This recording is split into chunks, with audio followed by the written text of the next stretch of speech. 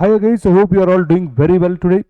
Sir, welcome all of you to our session number 2 on property, plant and equipment. Guys, in the last class, we have exactly finished 50% of the standard along with the questions. Before we go into the second half, let's have a very quick recap of what we have covered in the previous session. So, sir, we started with the definition of PP where we said that PP is a tangible item of asset held for usage for four purposes: production of goods, rendering of services, administrative purposes, or giving on rentals to others. Plus, it should be prima facie capital expenditure. That means the asset useful life should be more than 12 months. So, if these points are satisfied, a tangible item we will call it as a property, plant and equipment, and the standard AS10 is applicable. Then we straight went into recognition criteria. Recognition criteria means opening an account in our books with the name of PPE. That is called as recognition. You can recognize an asset if two conditions are satisfied. Future economic benefits must be probable to flow to the entity. Number one. Number two, cost must be measured reliably. If these 2 points are satisfied, you can recognize your asset. And when you say future economic benefits can be either direct benefits or indirect benefits. So first of all, what is the meaning of future economic benefits? Either increase in revenue, decrease in cost, or both, which will ultimately increase your cash and cash equivalents in future. That is called as future economic benefit. Next, what about spare parts? Major spare parts who are having a life more than 12 months will be treated as PP, and other minor spares whose life is less than 12 months, those such kind of spares will be treating it like inventory. So this is about recognition criteria. Next, come to initial measurement. Initial measurement depends on how we have acquired the asset. In that category 1, a ready-made asset is acquired for either outright payment in cash or purchased on credit terms. Now, purchase price will be part of it. Any trade discount you will remove it. Non-refundable taxes you will add it. Delivery and handling charges, that is transport, loading, unloading, transit insurance, all this you will add it to the cost of the asset. And then site preparation cost, installation cost, trial run expenses, supervision cost during installation, all this you will capitalize. Trial run expenses you will capitalize, but any inflow from sale of scrapped output or output sold, that you have to minus it. Then borrowing costs also you can add it to the cost of the asset, provided this asset satisfies the definition of qualifying asset. And then most important one, decommissioning cost. Suppose the condition for installing the asset is you have to decommission the asset at the end of its life and restore the entire location to its original condition. If such kind of promise you have made, then the decommissioning cost of present value you have to add it to the cost of the asset and correspondingly create a decommissioning liability. So entry will be PPE account debit to provision for decommissioning liability.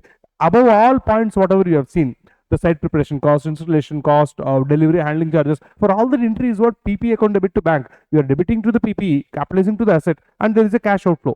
But when it comes to decommissioning liability, you will not have a cash outflow today. You will have cash outflow at the end of the life of the asset, but you are obligated to incur that. That means you owe money to somebody, like you owe that you have to spend money. So you have to recognize the liability, and this liability is recognized at present value. Since it is recognized at present value, every year you will write one artificial interest expense account debit to provision for decommissioning. Imposition you will write every year, first year, second year, third year, like that.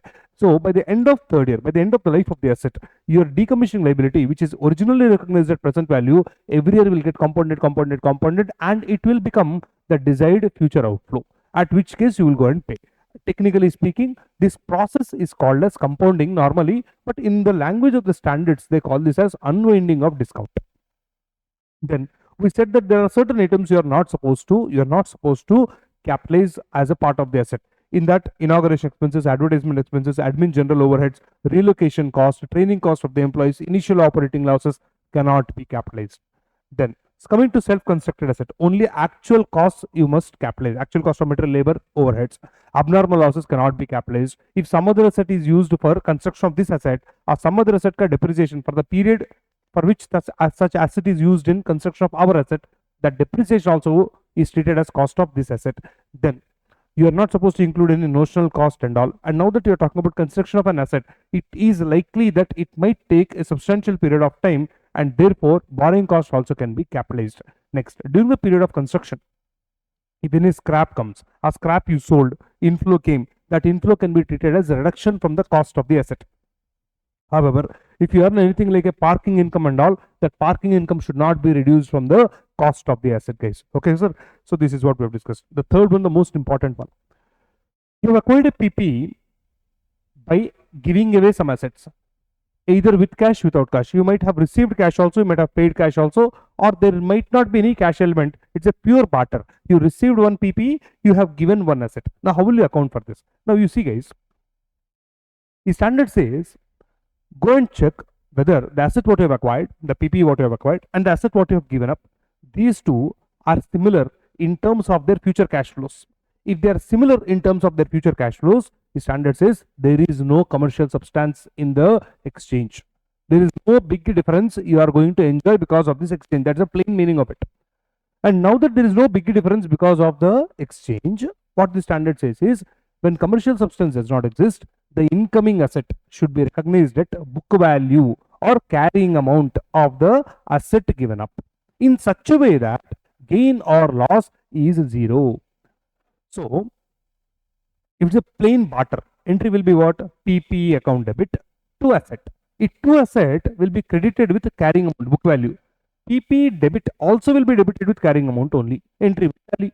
Suppose you tell me, sir, I paid cash to bank, or we received cash, bank account debit along with the PP, what you have acquired. In that case, whatever is actual cash is there, the actual cash you will write either inflow or outflow. PP must be recognized at balancing figure. Remember, guys, when commercial substance does not exist, gain or loss should not come for you. A entry will be recorded in such a way that gain or loss should be zero. So that is what we have discussed.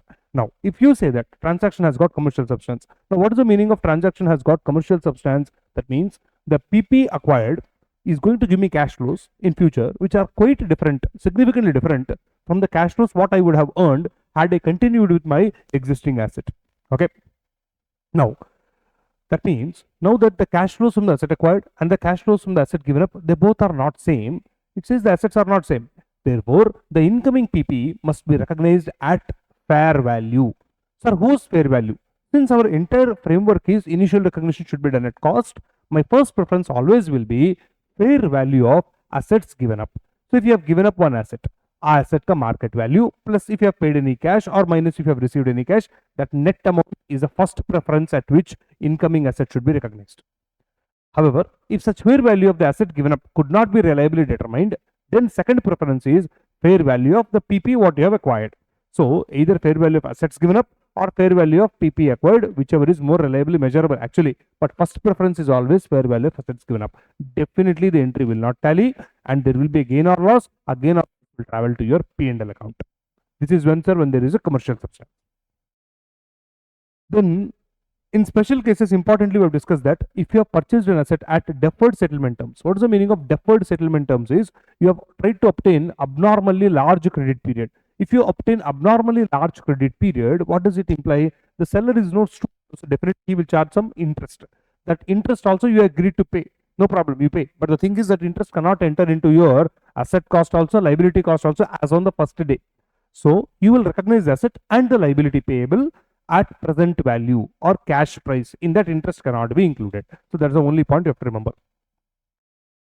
Next, coming to subsequent expenditure incurred on PP. Already plant and machinery, already a building is already there. On that further expenditure you have incurred. Now this further expenditure, is it contributing to additional, that is incremental future economic benefits? Then you capitalize it. No sir, it is not contributing any additional benefits. It is just to maintain the asset in its existing condition. In that case, such expenses whatever you have incurred, throw it off into P&L account. Next, component accounting. Component accounting is a scenario where you have a single asset, but this asset is an assembly of various parts which are having different lives.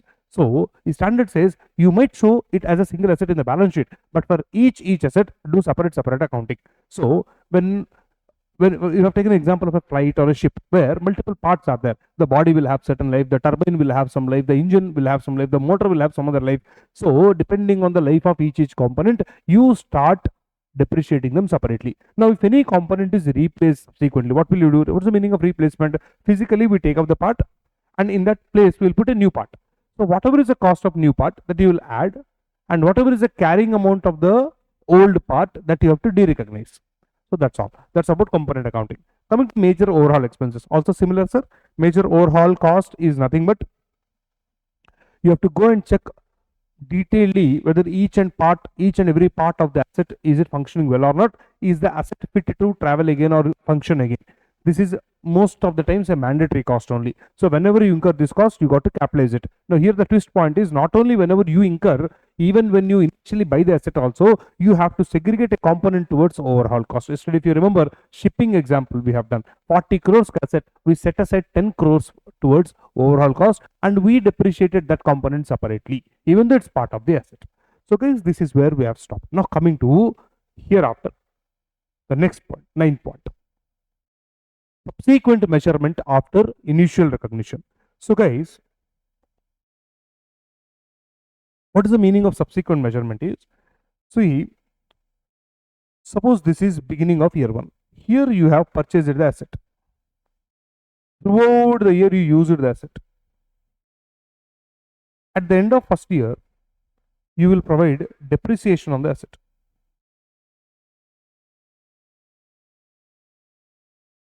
After providing depreciation, in the balance sheet, your PP, your asset, will appear at what amount? What's the basic answer? Very common sense, no sir. For example, you purchased the asset at 1 lakh. You provided depreciation of, let's say, 10,000. So asset will appear at what value? No, asset will naturally appear in the balance sheet at 90,000. Now, if somebody comes and asks you, sir, is this 90,000 the worth of the asset today? How can I say that? Because I purchased the asset at 1 lakh rupees 1 year ago. I used the asset for 1 year. Based on the useful life, I depreciated an amount of 10,000 rupees. Today, in 90,000 is called as book value. In our books, it is appearing at this number. Or instead of book value, you may also call it as carrying amount. So the asset is being carried at so and so value. That's the meaning of it. Now, if somebody comes and tells me, sir, if you sell this asset in the market, will you get 90,000?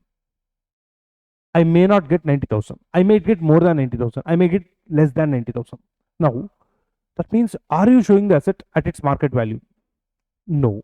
But if I want, can I show the asset at the market value? The standard says yes. So overall, what I'm trying to say is, on the balance sheet date, asset at what value you can show in the balance sheet. For this, our standard gives you two choices. One, you can adopt something called as a cost model. Number two, you can adopt something called as a revaluation model. One is cost model, the other one is revaluation model. An entity can select any choice what they want. Now, if you follow cost model, what will happen? If you follow cost model,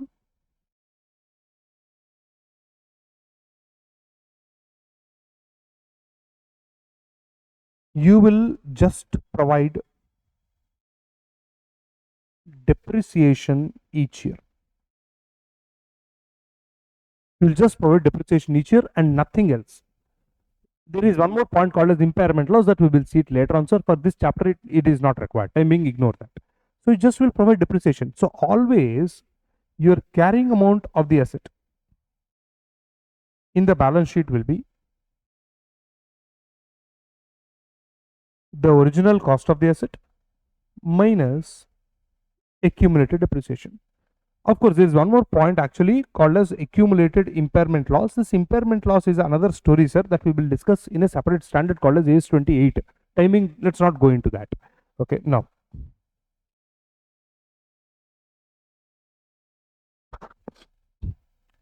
Suppose, guys, you purchased an asset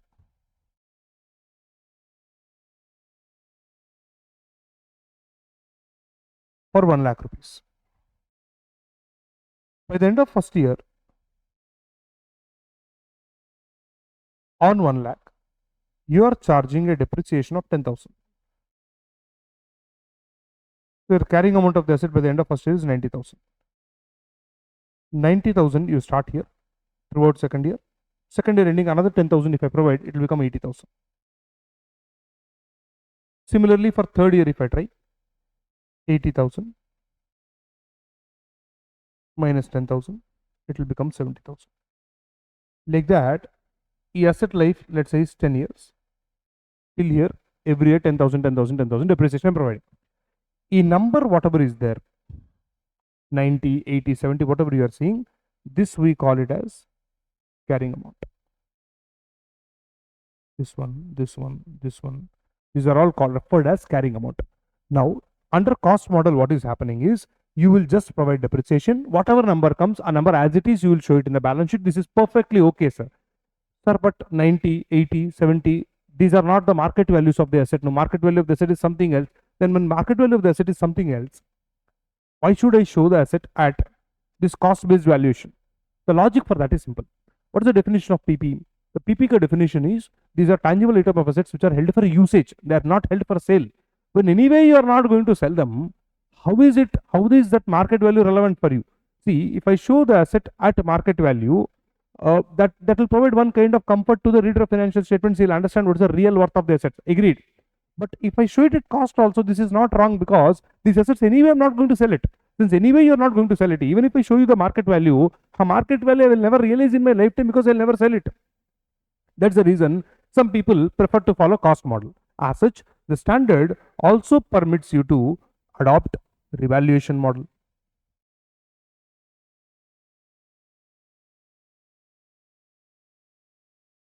Now, in revaluation model, what will happen? Let's try to understand with an example.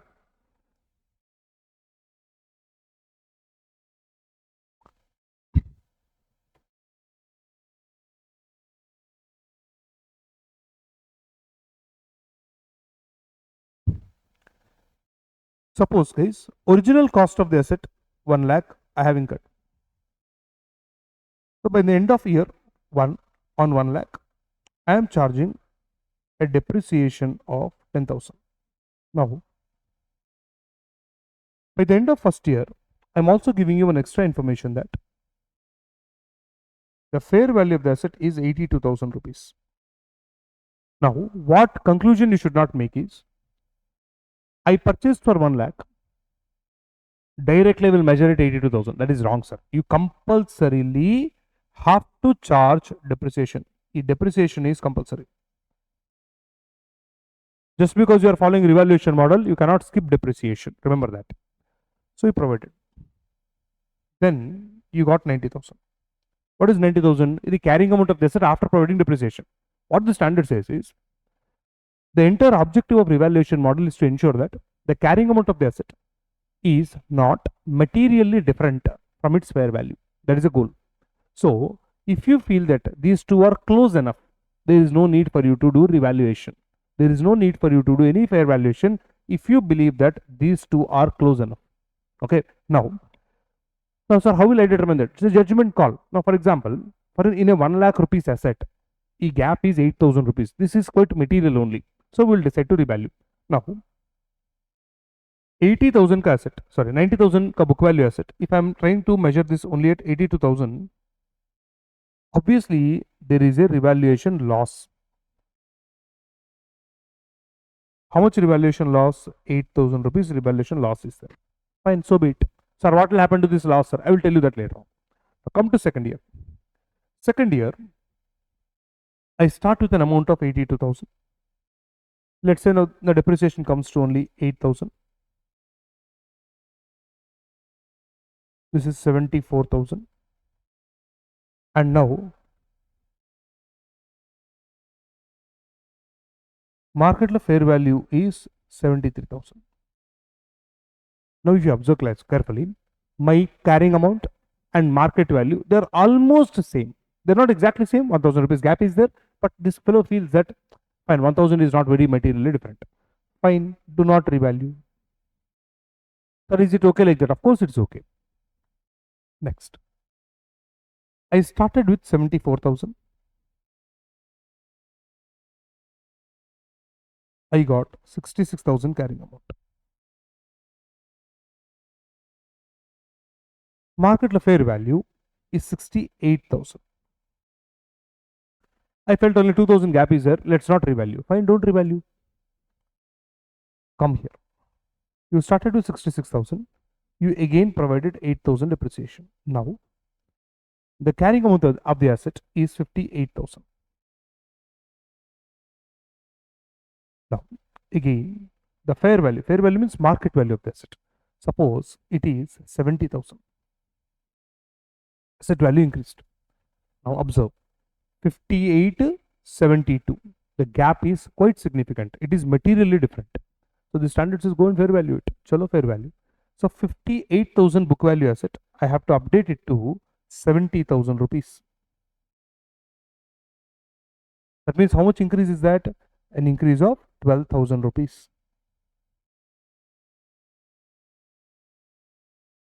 This is a revaluation gain. This is how it works, sir. Revaluation model ka goal is the carrying amount of the asset in the balance sheet should be almost equal to the market value. Sir, I want to do fair valuation every year. Sir, do. Nobody will stop you. Sir, I will do only when there is a material difference. Otherwise, I don't want to revalue. Fine, that is also okay for me. Now, actually, the principle of the standard is like this, sir. What it says is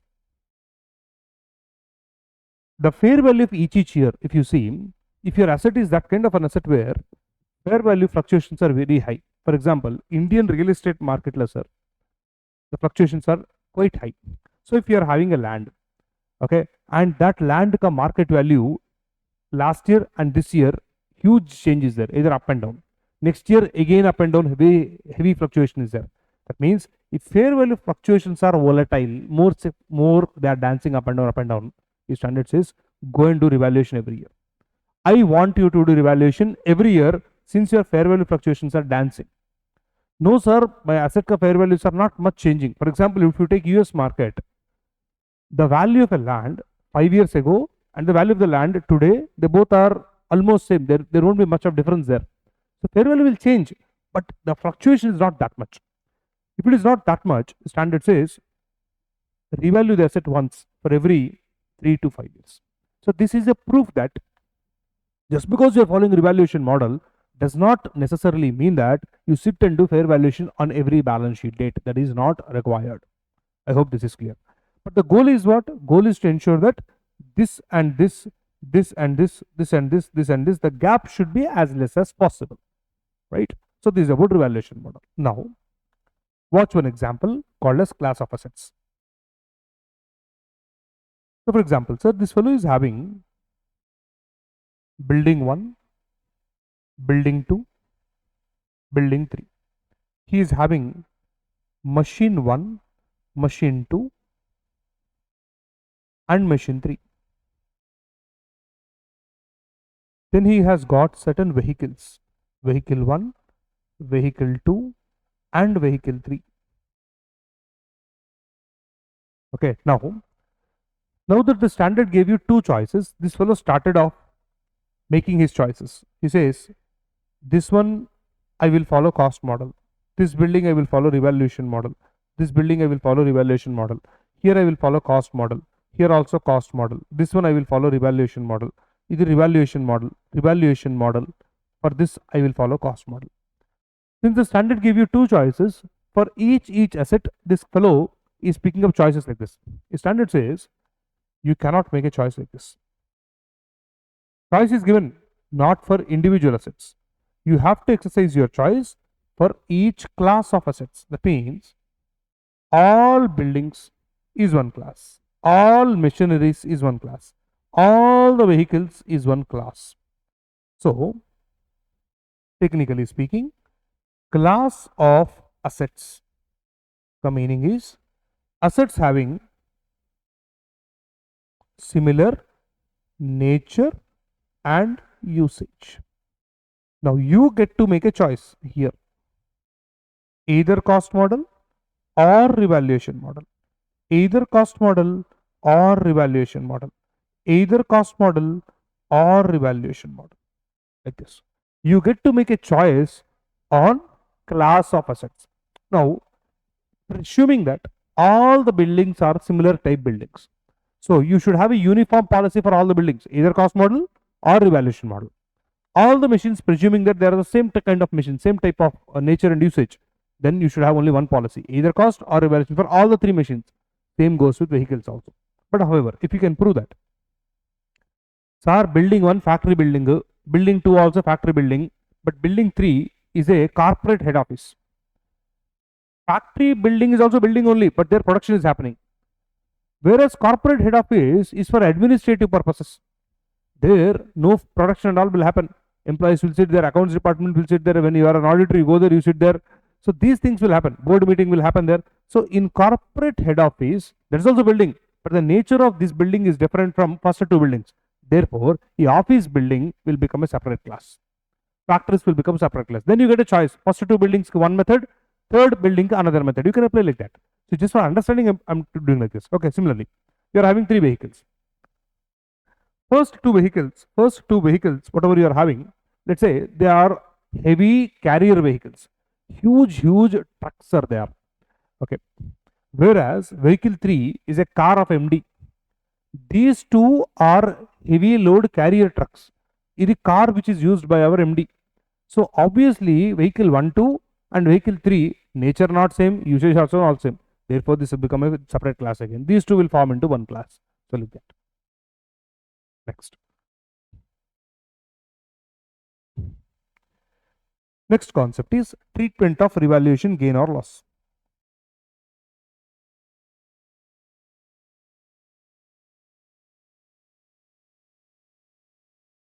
Now, in your mind, you keep one small thought process like this. It will be easy for you to get along. Imagine in your balance sheet, you are having a land whose book value is 100. Book value is 100. You purchase it for 100. 1 year is over. You did not depreciate it because it's not a depreciable asset. So now you want to follow revaluation model. Now let's say case 1. Case 1 we will discuss under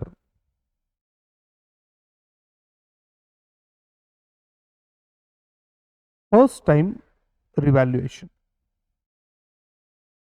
First time revaluation,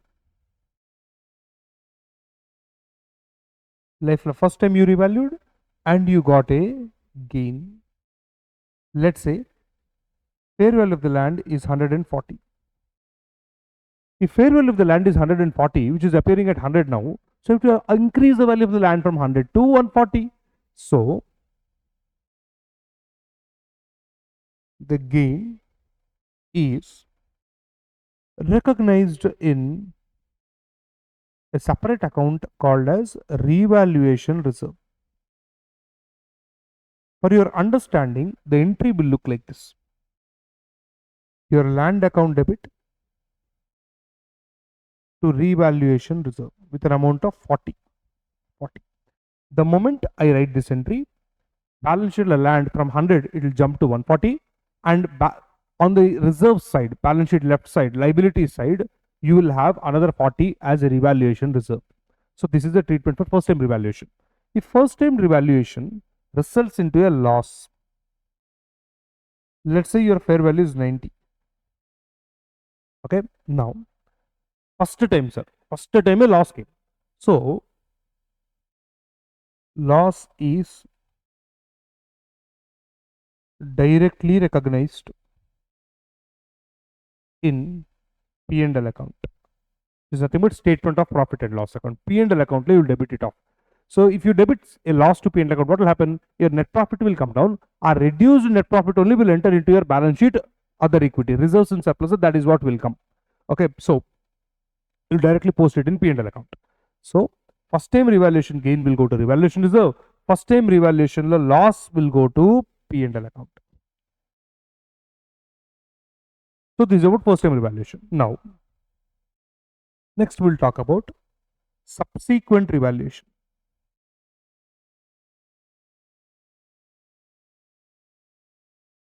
Subsequent revaluation means already asset has been revalued earlier. Now you are in some second year or third year where again you are revalued it. In this total 4 cases are possible, guys. So case earlier what happened, now what happened, and what is the treatment. Case 1. Earlier gain, now also gain. That means your asset value earlier has increased, now again it further increased. So earlier when it increased, what you would have done? You would have transferred this to revaluation reserve. Now also do the same thing. So answer is credit the gain to revaluation reserve. That's all. So the entry, if you want, it will be like land account debit to revaluation reserve. Let's say another 10. Very easy case, sir. Next. Earlier we got a loss. Now also you are getting a loss. Earlier loss, now also loss. Therefore, debit the loss to profit and loss account. So your entry will be P&L account debit to land. Let's say your land value has come down by 15, so 15. I'm randomly writing some number, okay. Next, third case. Third and fourth are important scenarios, sir. If first and second, what is there, whatever you have done earlier, again you do the same thing. You repeat it because the situation is same for you. But in case 3, case 4, the situation is different. For example, earlier you got a gain, but now you are having a loss. What is the meaning of this?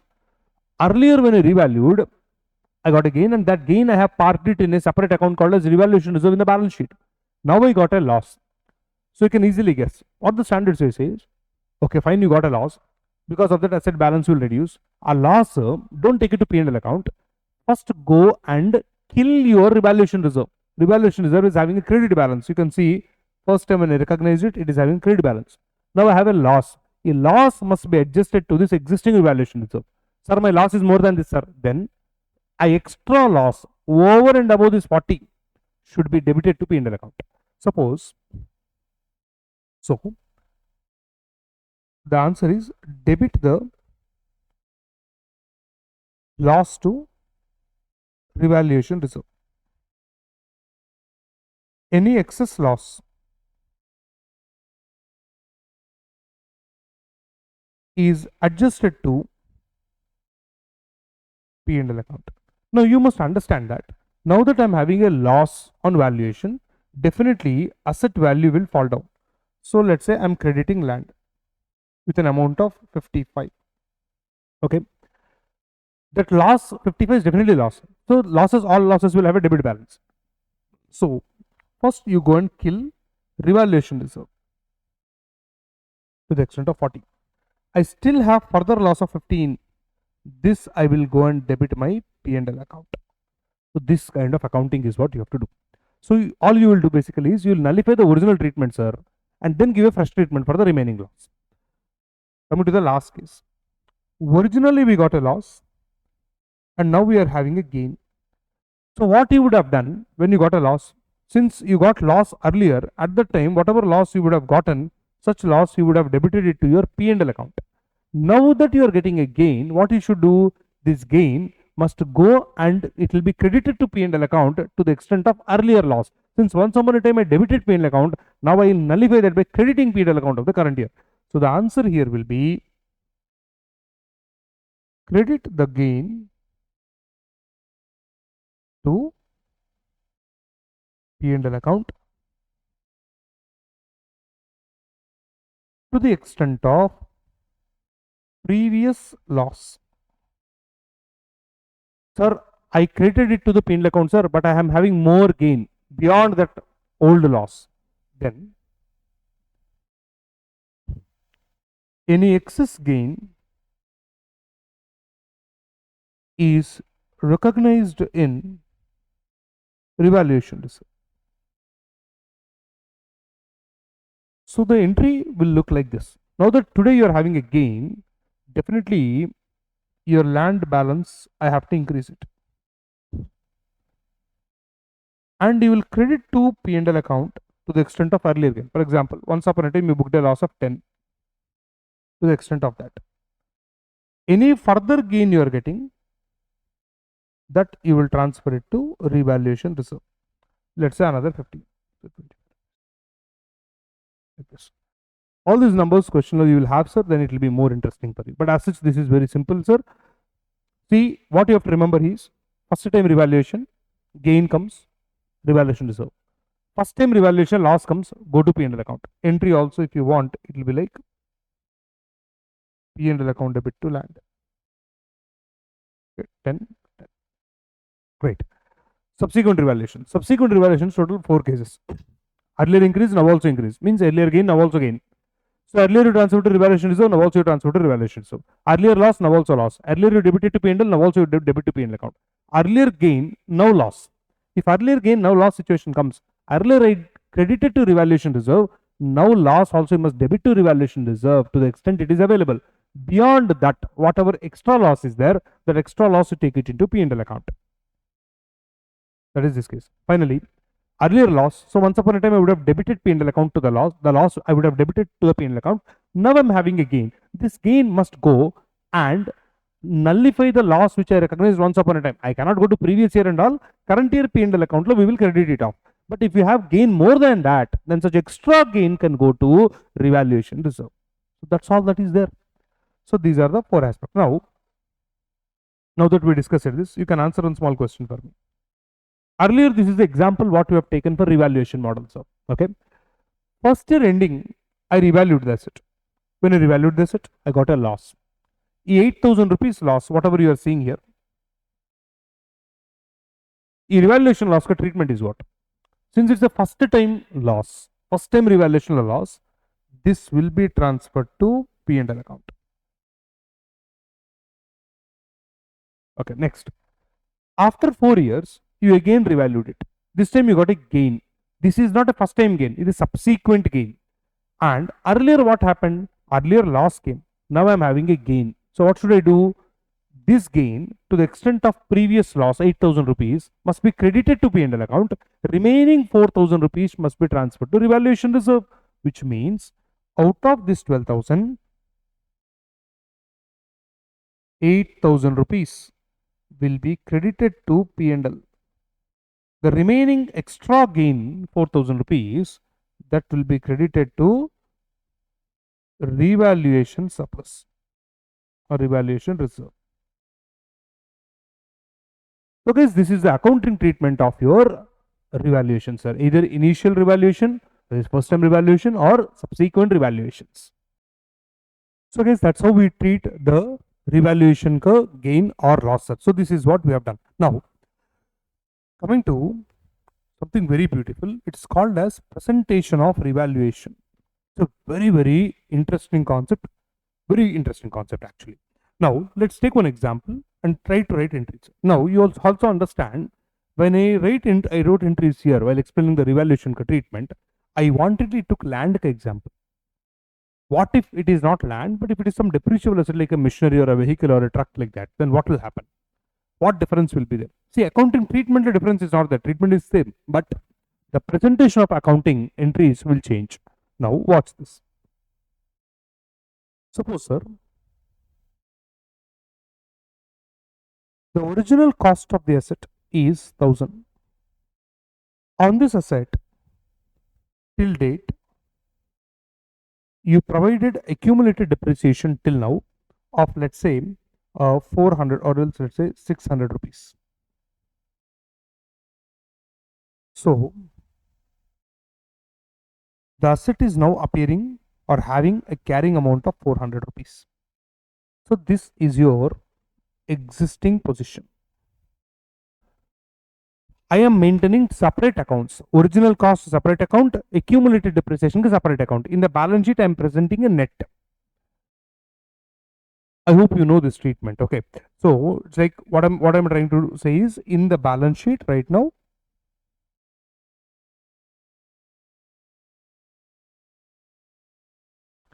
I am having plant appearing at 1,000. For depreciation, every year I am writing this entry. Depreciation account debit to accumulated depreciation. Because I write this entry, asset account will be intact always at original cost. Whatever depreciation I'm charging, that's getting accumulated into another account called as accumulated depreciation account. As you can see, this is an account with a credit balance. Since it is a credit balance, it will come on the liability side in the balance sheet. But that's not a liability. No, I don't owe money to anybody. So instead of showing it on the liability side, we present it on the asset side as a reduction from the asset. So like that for so many years I provided. Today asset is appearing at 400 rupees. This 400 rupees is called as carrying amount. I hope this is clear for you. Okay. Now, of course, if you go and write an entry like this,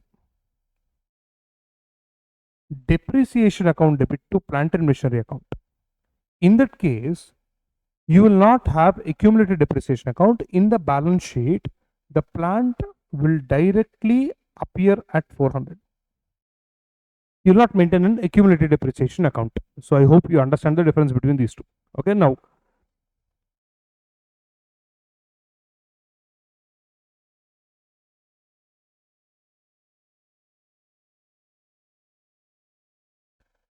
Now guys, I want this asset to be revalued to an amount of 600 rupees from 400, or let's say it should go to 500.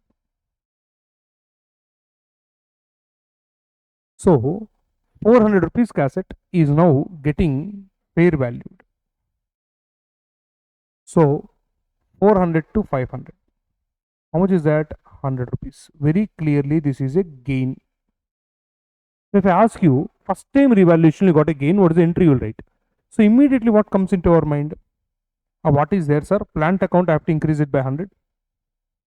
Since it's a first time revaluation, I'm getting a gain. This gain should go into revaluation reserve, 100. So this is the idea what we get. The entry, sir, is wrong. Concept correct, entry wrong. Why entry is wrong?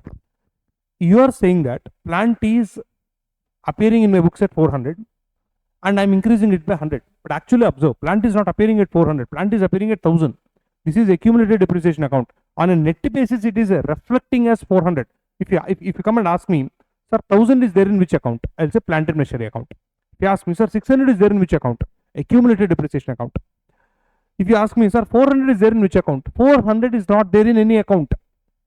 So when 400 rupees is not there in any account, it's a net presentation ka net figure. So 400 rupees does not appear in any account directly. So if you go and do this, you know what will happen? You are directly touching this account. You are indirectly making 1000 plus, by debiting a plant with 100, you are making this 1100.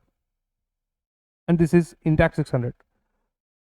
So it will become 500. You are saying that on an asset of 1100, I provided a depreciation of 600. That is wrong. You provided depreciation of 600 on an asset of 1000. See, it's like I want 500 agreed, but I don't want 500 somehow. It should be logically worked out. So what the standard says is they give you two alternatives, sir. Alternative one, first I will show you. Increase is there, no? 400 is becoming 500. Go and check the percentage increase, which is equal to 500 minus 400 divided by 400 into 100. So as you can see, that is 25% increase. You forget about this. This is wrong answer. 25% increase. So what you will do is, you will increase original cost account by 25%. You will also increase accumulated depreciation account also by 25%. When you increase both of them with 25%, 25%, automatically net amount also will increase by 25%. No, that's the whole idea there. So 1000 plus 25%, how much is that? 1250. 600 plus 25% is 750. On a net basis, you see 500 naturally will come. Sir, what entry I should write? You should write an entry to update this to this and this to this. 100 rupees automatically will come. So for example, if I write an entry for this, it will look like this.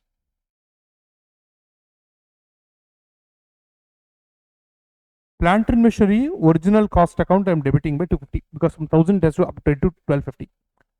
Accumulated depreciation is a credit balance. So to increase that, I have to credit it 150. You observe the entry does not tally. It's throwing a difference of 100 rupees.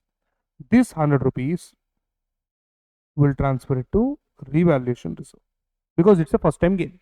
So this is one presentation, guys. The alternative one, sir. There is another alternative which is my personal favorite. Of course, you can have your own favorites, but this is easy actually. Alternative 2. See, even in alternative 2 also, my ultimate goal is same. What is my goal? My goal is a final answer. The asset net carrying amount in the balance sheet should be equal to 500 rupees, which is nothing but the fair value. Now, how will I achieve there is, this fellow says, go and make the accumulated depreciation 0. So 600 rupees is there, no? Make it 0. So something minus 0 is 500. That means the something, original cost, also should be 500. This is balancing figure, guys. That's all. So if you are revaluing means, this fellow says, it's like you died and you are again born again. That means your accumulated depreciation will make it 0. Original cost number also will change off. So automatically your asset will appear at 500 now. Now what will I do for that? Watch this carefully. Sir, 1000 rupees original cost, I have to reduce it to 500. That means I have to kill the asset by how much? 500. So assets will have credit balance or debit balance. To nullify that, I'm crediting it. So to plant 500. Accumulated depreciation, which is 600, I have to make it 0. Accumulated depreciation is having credit balance. To cancel it, I have to debit it. The accumulated depreciation of 600. Again, you see there is a difference of 100. This difference, I will happily transfer it to revaluation reserve.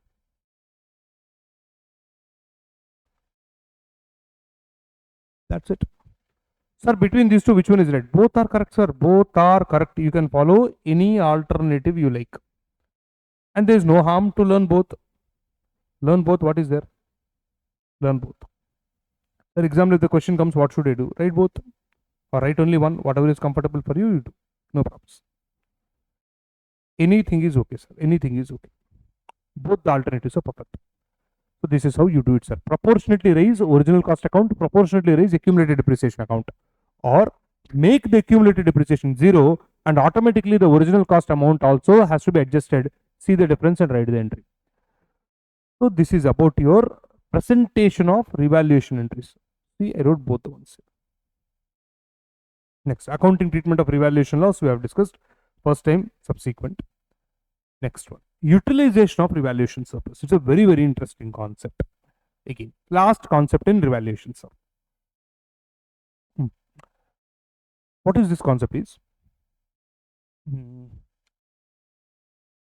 How to explain this easily? Yeah, watch this. Suppose guys, in your balance sheet, you are having a machinery.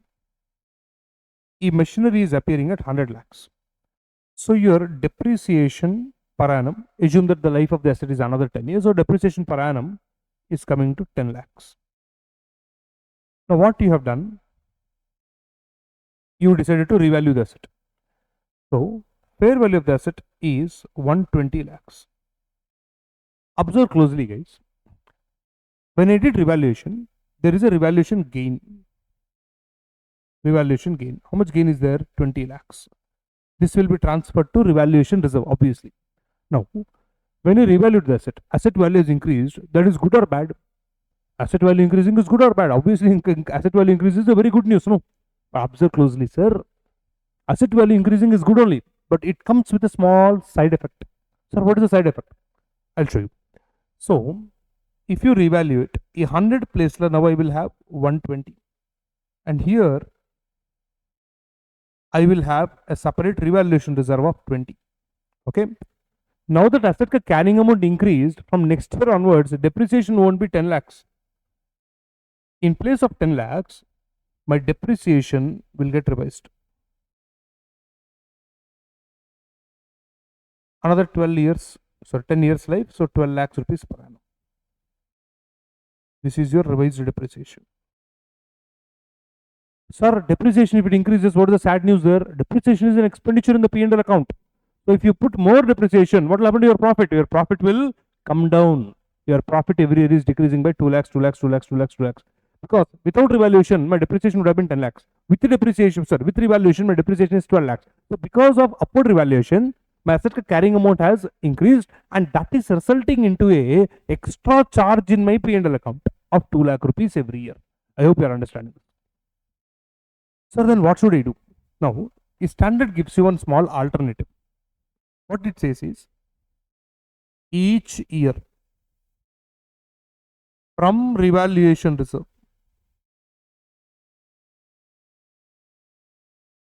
we can transfer to revenue reserve. Revenue reserve, if I write, will get confused. Something like a general reserve or retained earnings. There are different names for this, sir. You can call anything, retained earnings or surplus. An amount equal to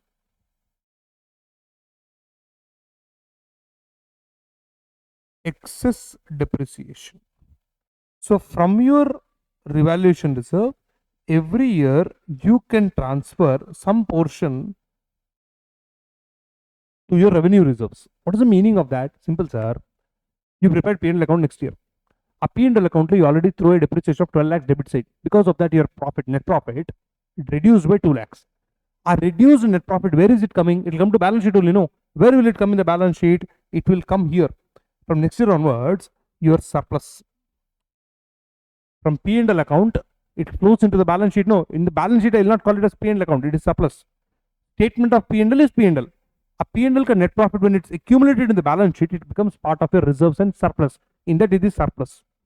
Is surplus number whatever comes from my P&L account, this number is already lower by 2 lakhs because of the extra depreciation. Not now, next year onwards. So what I will do, every year you have an option of transferring from here to here an amount of 2 lakhs to compensate it. So compulsorily I should do? No. Optional. If you want, you do. Don't do. Sir, if I don't want, what should I do? Nothing. Your profit is lower by 2 lakhs, 2 lakhs, 2 lakhs every year. Let it be lower. One day you will sell off the asset. Once the asset is sold off, entire revaluation reserve, whatever you are having, directly you take it once. Now, if you see, in this above example, whatever I asked you to do, every year 2 lakhs, 2 lakhs, if you transfer like that, what will happen? 20 today, out of the 2, every year if I am transferring, over a period of 10 years, revaluation reserve will become 0. By the time asset life also will be over. Now,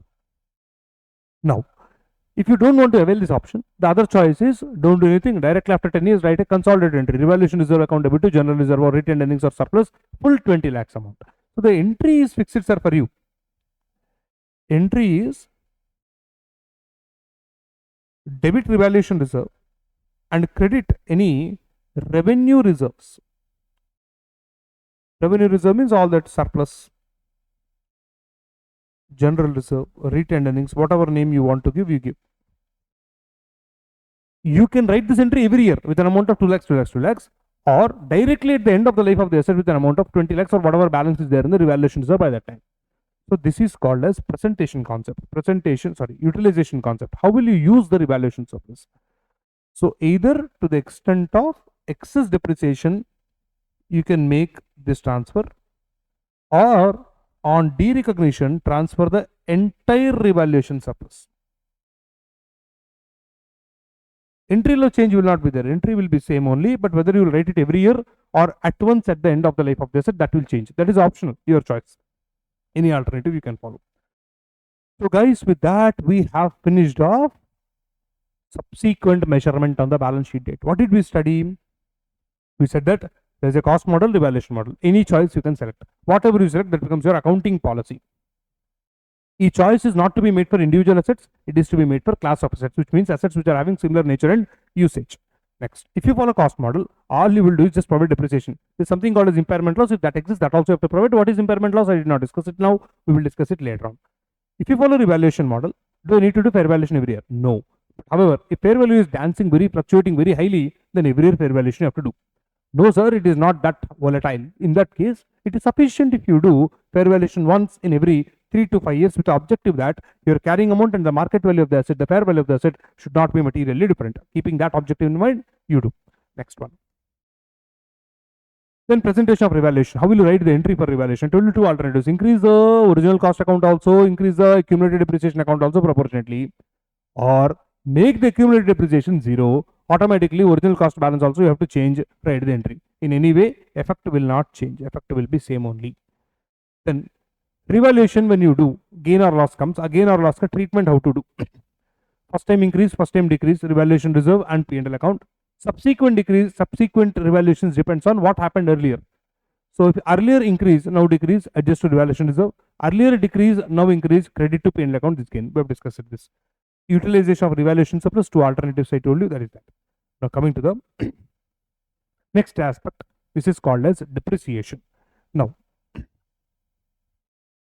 easy only, but carefully understand. In this slide, confusions ki chances there. Now,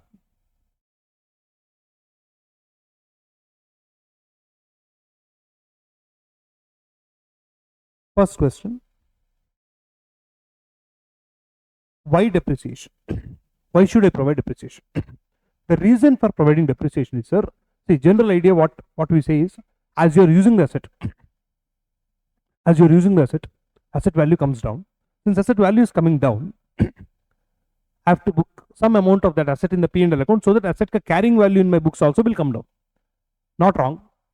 Okay, correct answer only. But the more better answer, better logic for depreciation is this. See guys, in your P&L account, visualize a T-shaped P&L account for easy understanding. Here you are writing sales, which is your major top line turnover.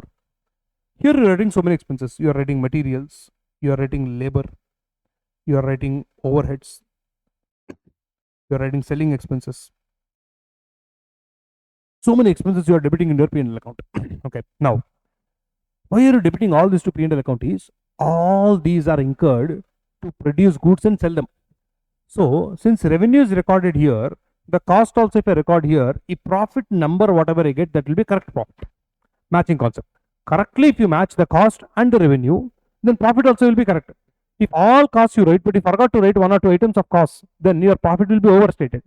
Correct. So every cost that is relevant for generation of revenue must be recognized in your P&L account as an expense. Now, for production of goods, what all did you use? Material you used, labor you used, some expenses means services you have used. You also use the machine also, no? But where is that machine? That machine is sitting in the balance sheet. Balance sheet, the machine is there. It's a capital expenditure. You capitalize it in the balance sheet. Now, out of this machinery, a machinery life is 10 years. So, a machinery is capable of giving you benefit for a period of 10 years. In that, 1 year is current year.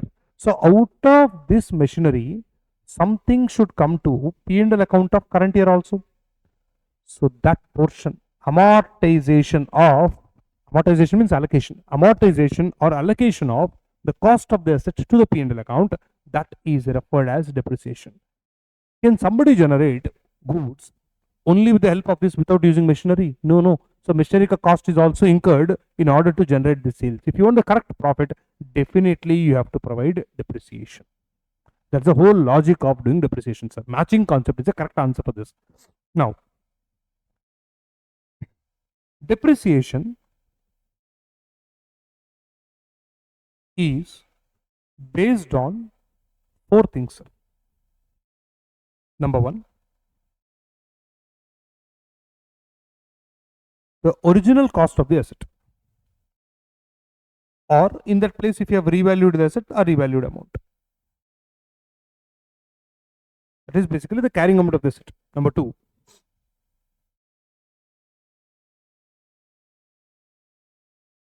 useful life of the asset. Number 3, expected residual value or a salvage value of the asset at the end of its life. Number 4, method of depreciation. So depreciation is based on these 4 items, sir. Okay, now in this is a fact. Original cost or fair value is a fact, sir. On that day there is a fair value. On that day there is the original cost. This is okay. But these three things are estimates. So for example, if when I tell you a plant and machinery will have a life of 10 years, does it mean that exactly on 10th birthday the asset will stop functioning? No. Asset can stop functioning even before that also. Asset can function beyond 10 years also. So life of an asset is an estimate. Next, residual value. After 5 years or after 10 years, when I sell the asset, because asset I don't need it anymore, it is useless for me, that asset will give me how much value? How will I know?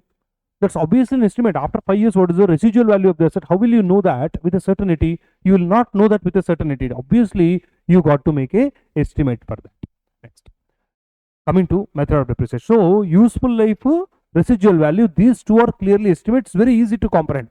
Now, when it comes to method of depreciation, now, how is method of depreciation an estimate? Now, method of depreciation, examples if you see, the most popular example, straight line method. Another method, WDV. So, if you follow straight line method, what will happen? Every year your depreciation amount will be same. Fixed amount of same depreciation will come throughout the life of the asset. If you follow WDV approach, you know what will happen? Every year, depreciation amount keeps on reducing. First year depreciation will be high. Second year depreciation is little lower. Third year even lower. Fourth year lower. Fifth year least. like the depreciation pattern falls down. Now, whether I should select SLM or whether I should select WDV, that is not your choice. See, the standard does not specify any fixed method of depreciation. It says you decide whatever is the best one for you. You decide based on pattern of future economic benefits. So, what is the meaning of future economic benefits? We have already discussed. Increase in revenue, decrease in cost. That. So let's say asset life is 4 years, or let's say 5 years. Fine, 4 years is enough. You are saying that my future economic benefits will flow like this.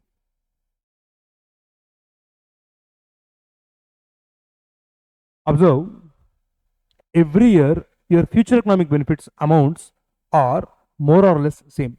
Excuse me for my drawing skills, but as such, it's more or less looking same. Since every year you are going to get uniform benefits in the P&L account, cost also must be booked uniformly. So which method is appropriate here? SLM is appropriate. Suppose if you tell me that my future economic benefit pattern is like this. Initially higher benefits, next year little lower benefits, third year even more lower, fourth year least. So you're getting more benefit in the initial year, least benefit in the last year. Over a period, benefits are coming down. Over a period, if benefits are coming down, SLM is not appropriate. Benefits are high in the first year high cost should be booked. So which method is appropriate? Something like WDV, sum of year digit method. These kind of methods are appropriate. So whether you select SLM, whether you select WDV, that depends on what? That's not your choice. You won't play inky pinky ponky there. You will see the pattern of future economic benefits and then you decide which method is appropriate. Now you tell me, method of depreciation, the standard does not mandate it, but that does not mean that you have whatever choice you want. It depends on how the benefits are going to accrue to you from the utilization of the asset. So that is how this becomes an estimate. Because this is an estimate, this also becomes an estimate. That's the logic of the standard. Okay. So out of your 4 items, last 3 items are estimates. Okay. Now, before we talk further, I wanted to show something. Now, let's take an asset whose original cost today is 1 lakh. At the end of 4th year, which is the life of the asset, expected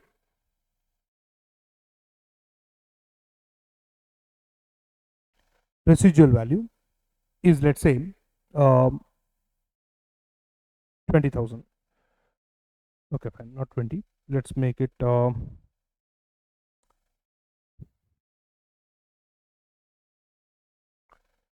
16,000. This is the residual value. Okay, now I ask you, what is the depreciation under straight line method? Straight line method formula, depreciation is equal to, take the original cost, from that minus the expected residual value, whole divided by expected useful life. If you do this, 1 lakh minus 16,000 divided by 4, that works out to 21,000 rupees per annum. So every year you have to charge an amount of 21, 21, 21, 21. If you do that, observe, what is the book value or carrying amount of the asset at the end of year 4? 1 lakh rupees is the cost today. First year 21, second year 21, third year 21, like that. For 4 years, if you provide 21,000 each year, so your asset ka value will be exactly equal to 16,000. What is 16,000? 16,000 is nothing but your residual value. So when you estimate your residual value and you factor the residual value in the part of depreciation calculation, indirectly what you are ensuring is, even though your cost is 1 lakh, entire 1 lakh is not depreciated. In that 16,000 is protected because our money is going to come back to you when you sell the asset. So what is depreciated effectively? 1 lakh minus 16,000 depreciated. E 1 lakh minus 60,000, which is nothing but my original cost minus expected residual value. This is called as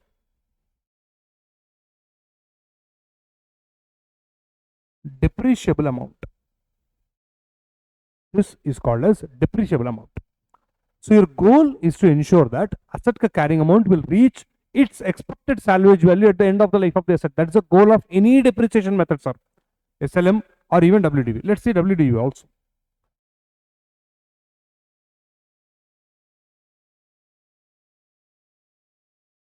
Under WDV method, you first have to work out WDV rate. So this much WDV rate questions and all may not come in the exam, but see, we have to learn the concept in its entirety. So I'm just telling you this. WDV rate is 1 minus nth root of residual value divided by original cost, which is equal to 1 minus nth root means n is life of the asset. Obviously, that's whole power 4 or 1 by 4 square root 4th root. Residual value I have presumed it as 16,000. Original cost is 1 lakh. That's 1 minus 16,000 divided by 1 lakh whole power 1 by 4. Sir, how will you solve this? See, sir, there is a technique how to solve this, but as so now that whole power 1 by 4 is there, I can double square root it and get it. So 16,000 divided by 1 lakh 0.16, double square root it. So from 1, if I minus that, I am having 0.367544 or 36.7544% per annum. Every year this much depreciation if you provide, you see what will happen. Take 1 lakh. From that, 36.7544% is equal to, so it means 1 lakh minus 36.7544% is equal to. So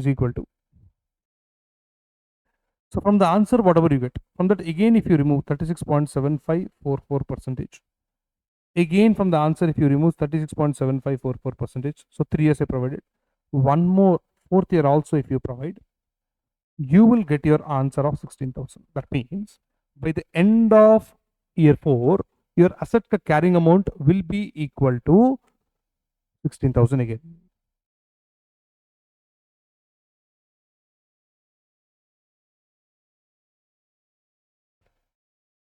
Exactly, it's matching to 16,000. You can try on your own. So the goal of any method of depreciation is to ensure that the carrying amount of the asset ultimately will come down to what level, sir? To the extent of residual value at the end of the life of the asset. That's the goal. Now, there is one more method also actually. This is called as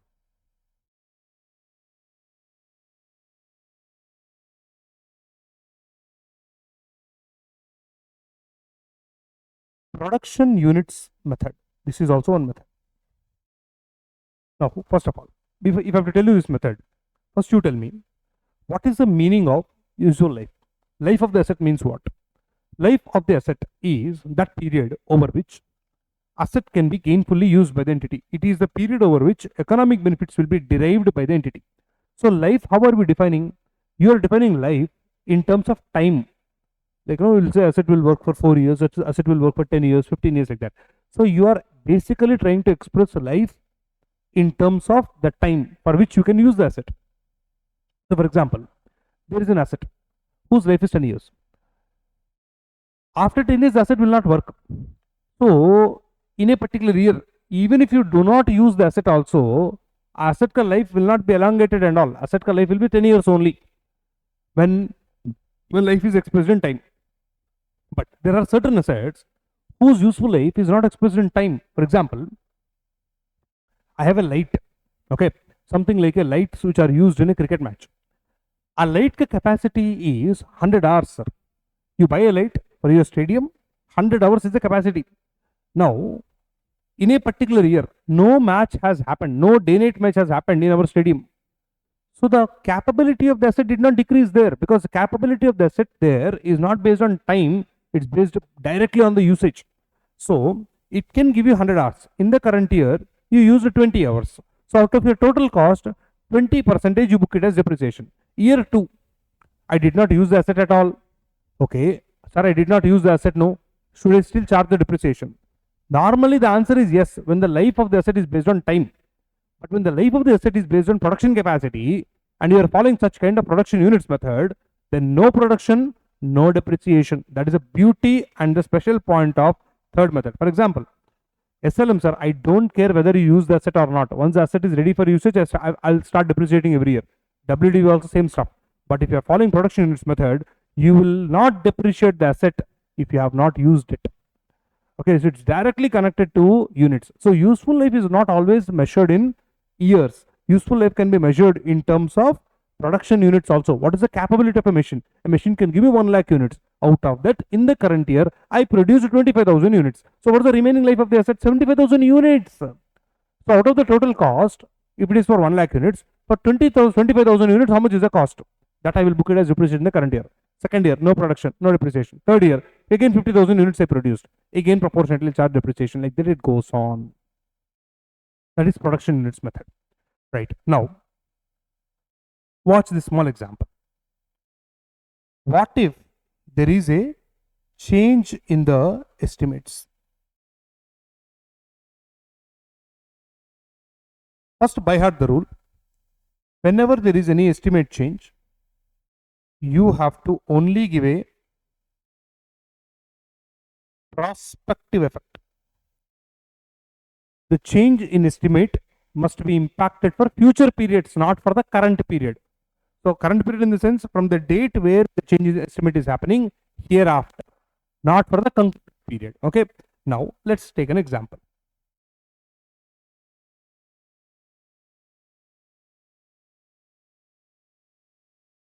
At 0 time, means today, original cost of the asset is 1 lakh. Life is estimated as 10 years. Salvage value is estimated as 10,000 rupees at the end of 10th year. Therefore, depreciation, if I am following straight line method of depreciation, is working out to 9,000 rupees per annum, because 1 lakh minus 10,000, 90,000 divided by 10 years. So every year 9,000 depreciation I'm charging, sir. Okay. So first year, second year, third year over, sir. 9,000 depreciation, 9,000 depreciation, 9,000 depreciation. And the carrying amount of the asset is 91,000. Carrying amount of the asset is 82,000. Carrying amount of the asset is 73,000. 3 years over, I'm showing you the depreciation part also. I'm showing you the carrying amount also over a period of 3 years. Now, E point is there, no sir, where I wrote 3, that is end of third year. That is also the beginning of fourth year. Okay. Now,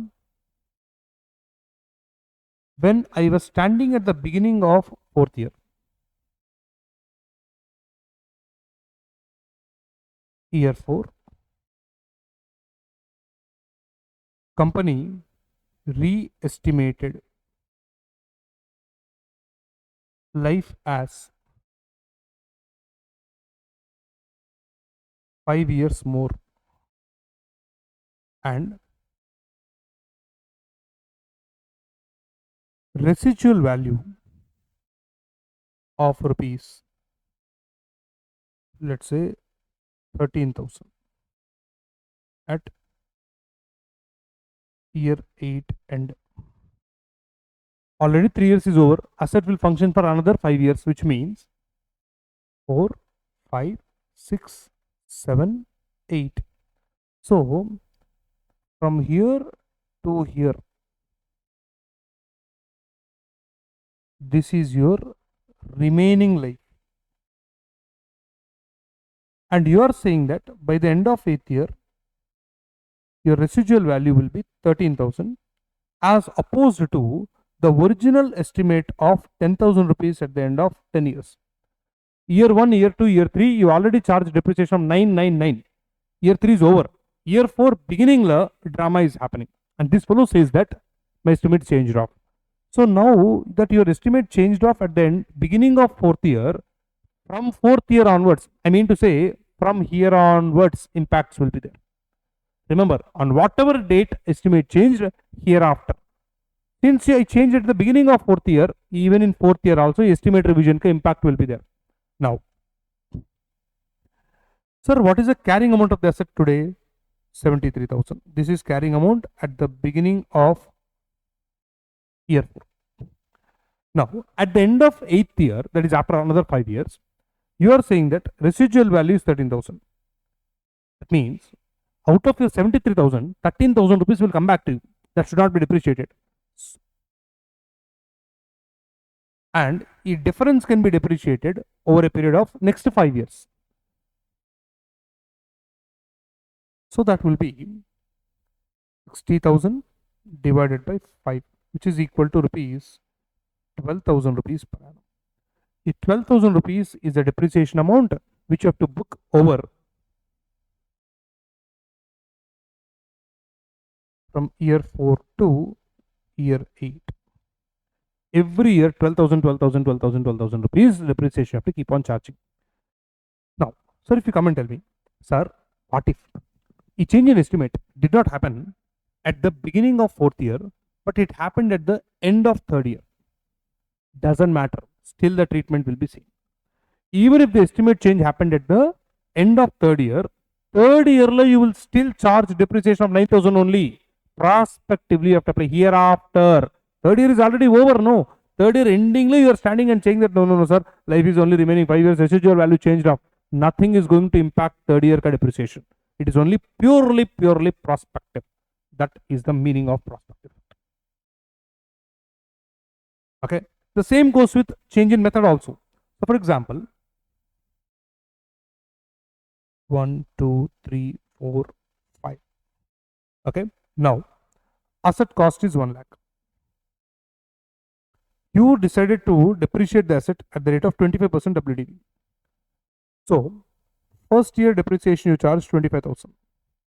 So, asset ka carrying amount becomes 75,000. Second year on this, again 25%, 18,750. 56,250. Now, 3rd year beginning you are saying that, sir, I selected WDV because I believed that benefits over a period will decrease. But now I'm very confident that benefits are not decreasing, sir. Benefits every year are uniform. I wrongly estimated, sir, that WDV is appropriate method. Now we feel that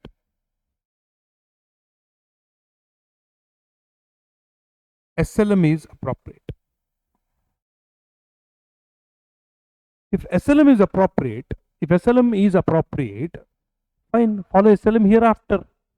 This your change in the feeling that hereafter SLM is appropriate, this also is a change in estimate. Okay, now what should I do? Whatever carrying amount is there, 56,250 minus any residual value if it is there, divided by remaining 3 years. This will be depreciation. Already 2 years ka depreciation is over. Gatam, leave it. Hereafter, next 3 years ka depreciation is based on SLM. For year 3, year 4 and year 5. This is how you do it. Purely prospective, sir. Purely prospective. So let's quickly see what all points we have discussed. Depreciation ka definition we have discussed. What is the meaning of depreciable amount we have discussed. We told that depreciation is based on 1, 2, 3, 4 items. Useful life ka definition explained. Residual value, it's very easy to explain. And which method of depreciation you will do depends on what is the pattern of future economic benefits you are going to get. Then an entity shall annually review the estimates. Whether the estimates are right or wrong, every year on the balance sheet date, the company has to assess them. Any change in the life or residual value or change in method of depreciation would require only a prospective effect. And whenever there is a change in accounting estimate, there is another standard which will get attracted called as AS5. That's a disclosure standard, don't worry, we'll see later on. Now, regarding depreciation, when will depreciation commence? When will depreciation start? First time you should charge depreciation from the date when asset is ready for usage, not when the asset is actually put to use. For example, asset became ready for usage on 1st of October. But somebody told that 1st October is not a very auspicious date. You should start using the asset only from 1st of January. With New Year, your life will change. So this fellow believed that and he started using the asset only from 1st of January. And he did not provide depreciation for October, November, December. The standard says it's wrong. Whether you use the asset or not, I don't care. If the asset is ready for usage, start providing depreciation. So depreciation ka commencement is when asset is ready for usage, not when asset is actually put to use. That is the point there. Next. Okay, in a particular year, you will not charge any depreciation at all. Your depreciation amount will be zero literally. Sir, why my depreciation amount will be zero? Two scenarios. Number one, you are following production units method for depreciation, and in a particular year, there is no production. So your asset life is 1 lakh units, sir. First year 20,000 units you produced, so 20% depreciation you provided. Second year he did not produce 1 unit also. Asset life did not decrease, no, because asset life is not years. Asset life is based on what? Units. You did not extract 1 unit also. So the capacity of the asset is intact. So no depreciation. When you are following production units method, no production, no depreciation. Second, there is another interesting case. What is that interesting case is? Suppose, sir, asset life 10 years. By this date, you estimated that residual value will be 15,000. So keeping this 15,000 in mind, every year you are depreciating. So first year, second year, third year, fourth year, like that. Now 8th year you have come, or let's say 7th year you have come. In the 7th year, you are yet to charge depreciation. Okay. Now your carrying amount of the asset ultimately, let's say it has come down to 32,000. What did the standard tell you? On every balance sheet date, you have to review all the estimates whether they are correct or not. No? So based on that, this one is standing at the end of 7th year and he reviewed their revised residual value. What will be the fair value of this asset, or what will be the sale value of this asset by the end of 10th year when the life of the asset is done? He, to his shock and happiness, he observed that residual value, there is a change in estimate.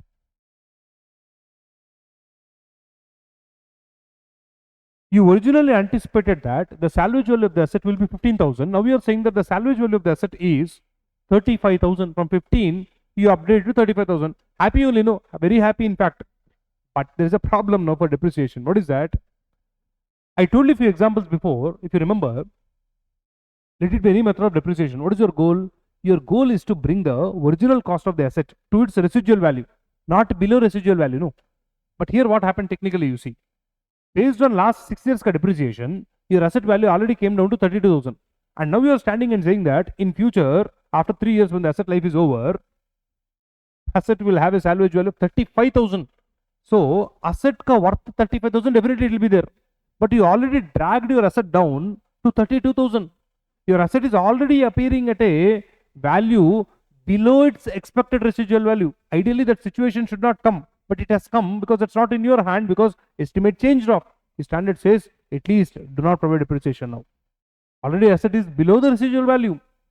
So don't provide depreciation now. So here the carrying amount is less than the revised expected residual value. But it can be equal also.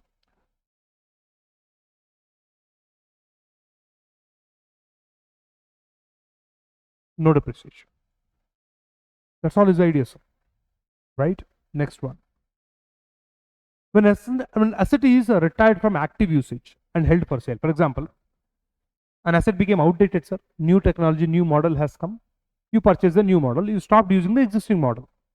It's held for sale, but you did not actually sell it. The standard says cease depreciation. Don't provide depreciation on that asset. Why? What is the definition of PP? PP is an item of tangible item of asset which is held for usage. But if you are holding an asset for the purpose of sale, it does not satisfy the definition of PP. But all these days it was PP only, but suddenly it stopped becoming PP because I decided not to use. Since you decide not to use, technically it does not satisfy the definition of PP. It is not helping you in generating any sales or service income. So P&L account with what face will you book the cost of this asset as a depreciation? That's the reason standard says enough, no depreciation for you. Next, what is the treatment of depreciation? What is the meaning of treatment is? See, depreciation entry is okay. You will write depreciation account debit to asset account if you are touching the asset directly. or you are opening a separate accumulated depreciation, that is that. That fellow's question is now, are depreciation, where will you take it? Such a stupid question. A depreciation next will be transferred to P&L account obviously. So my next entry will be P&L account debit to depreciation normally. But one exception is there. What is that exception? Suppose this asset is used for construction of another PP. So the depreciation on this asset must be treated as cost of construction of that PP and it should not go to P&L account. So either PRL or PP in construction. Some other asset is getting constructed, no, that asset you can debit it. It depends on case to case. When you purchase land, last point, sir. When you purchase land and building, see, when you are buying a building, obviously the underneath the land on which the building is sitting, that land also you have bought, no. You pay a single consideration for that, but in your books of accounts, you need to treat land separately, building separately. See, sir, you are used after seeing so many balance sheets in your life, that item called as land and building, but in real life, sir, land and building are not shown together. Land is different, building is different. And in any balance sheet, when you see land, don't be so innocent to assume that that's a vacant land. That's not the vacant land. That's a land on which the building sits. As you use the building ka value falls down, but land ka value will not fall down. Rather, it increases also in India. So land is not a depreciable asset. Building is a depreciable asset. So when you buy a property, the underlying land, whatever is there, for that also you are paying money, and that has to be separately shown. Building has to be separately shown. Land, no depreciation. Building, there is a depreciation. So this is about your depreciation points. Sir, with that, we have finished the bigger point. See, it's a very big point, but at the same time, it's a very easy point. Conceptually, you have to learn. So with that, we are done with our depreciation point. Now, 11th point, don't worry about it. It's not part of your syllabus. Coming to derecognition of PP. What is the meaning of derecognition of PP? It means you are eliminating the asset from your books of accounts. You are outrightly removing the asset from your books of accounts. Now, when will you remove the asset from my books of accounts? Case 1. When I sell it off, somebody else is the owner of the asset. So I should remove the asset from my books of accounts, number 1. Number 2, I did not sell the asset, but I believe that the asset is useless for me. The asset is not capable of giving any benefits for me. So even though you don't sell it, it's there, but it is useless. So write off the entire asset to your P&L account as a loss. Number 2. Number 3, asset is discarded. You went and throw it off somewhere. You abandon that and you come up. In that case, also you have to derecognize. Sir, when you derecognize, either by sale or by scrapping it, or it is there but it is useless, any case, whatever gain or loss comes, that gain or loss will go to P&L account. Here, one very important point I have to tell you, students, carefully listen. Suppose, guys,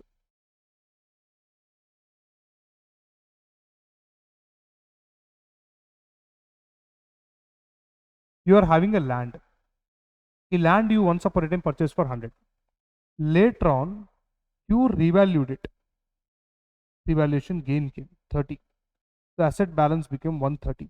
Correspondingly, here you are having a revaluation reserve of 30. Okay, land account debit to revaluation reserve. Later on, land is sold in the next year for 120. Land is sold for 120. Observe closely, guys. 130 is a book value, but we could sell the land only at 120. So gain or loss, there is a clearly loss. So entry, if you see, bank account debit 120. Land is an asset having debit balance, so I have to kill it. So I have to credit it with 130. You observe there is a loss of 10. Now, you are having a revaluation surplus or revaluation reserve of 30. Now you are having a loss of 10. Don't get any ideas. A loss cannot be adjusted here.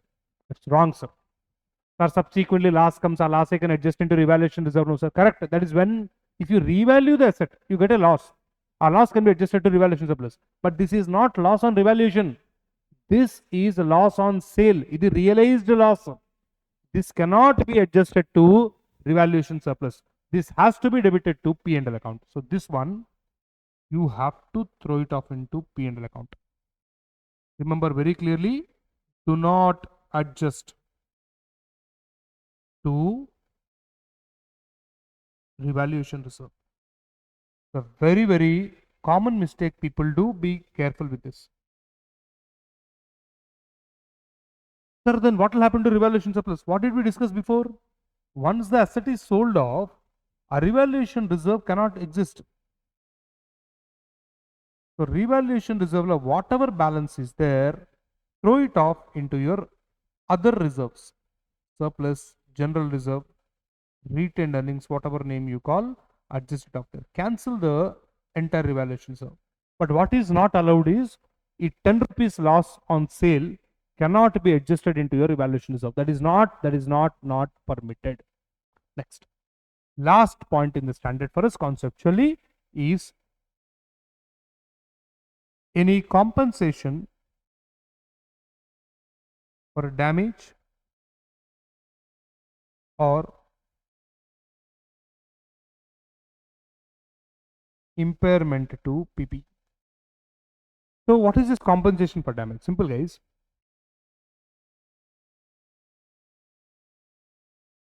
You are having a plant and machinery. Plant and machinery book values. Now, imagine there is a bad fire accident. The plant got destroyed. Destroyed in a fire accident. Now that asset is gone, I cannot have this as an asset in my balance sheet. I'll remove it. So what I did, in my P&L account, a plant carrying amount, I'll book it as a loss. Loss due to fire accident. It's an amount of 100. What is the entry I'm rating to get this impact? P&L account debit to plant with an amount of 100. The moment I write this entry, a plant is derecognized, the entire loss came to P&L account. But luckily, I'm having an insurance claim. That fellow accepted the claim at 70 rupees. So,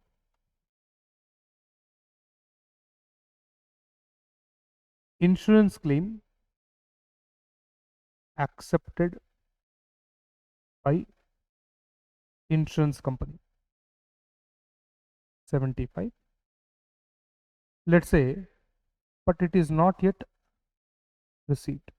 I don't care whether it is received or not, accrual concept. If certainty is there, recognize it. So what entry will I write for this? Insurance claim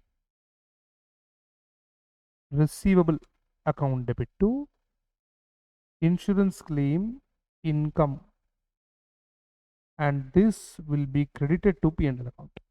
The entry will be passed with an amount of 70. The moment I write this 70, E portion will come here. Insurance claim income with an amount of 70. Therefore, you can see the net present means on a net impact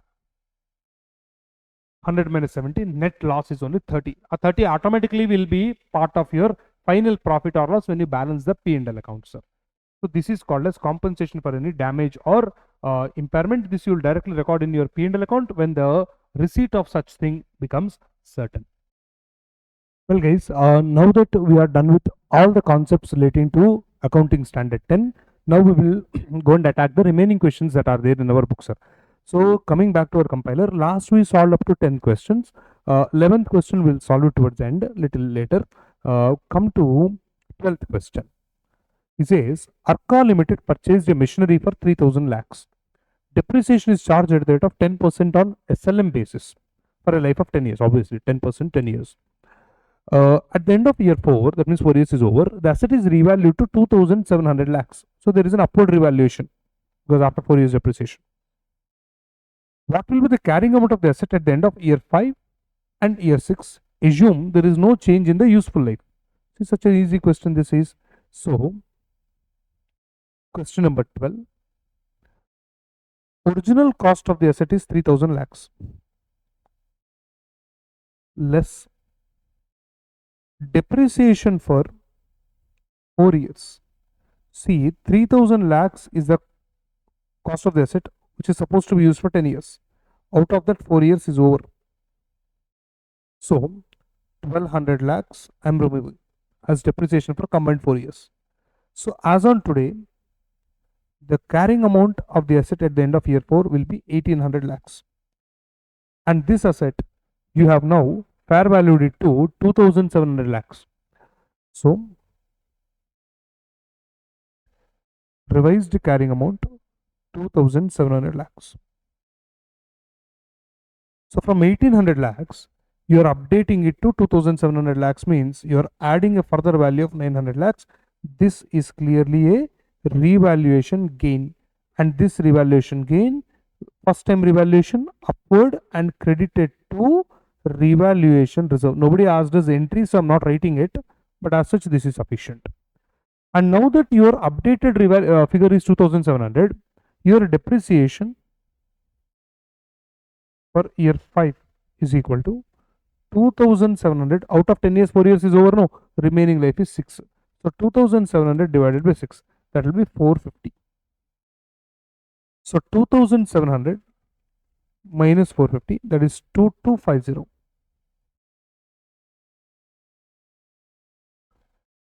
Again provide depreciation for year 6.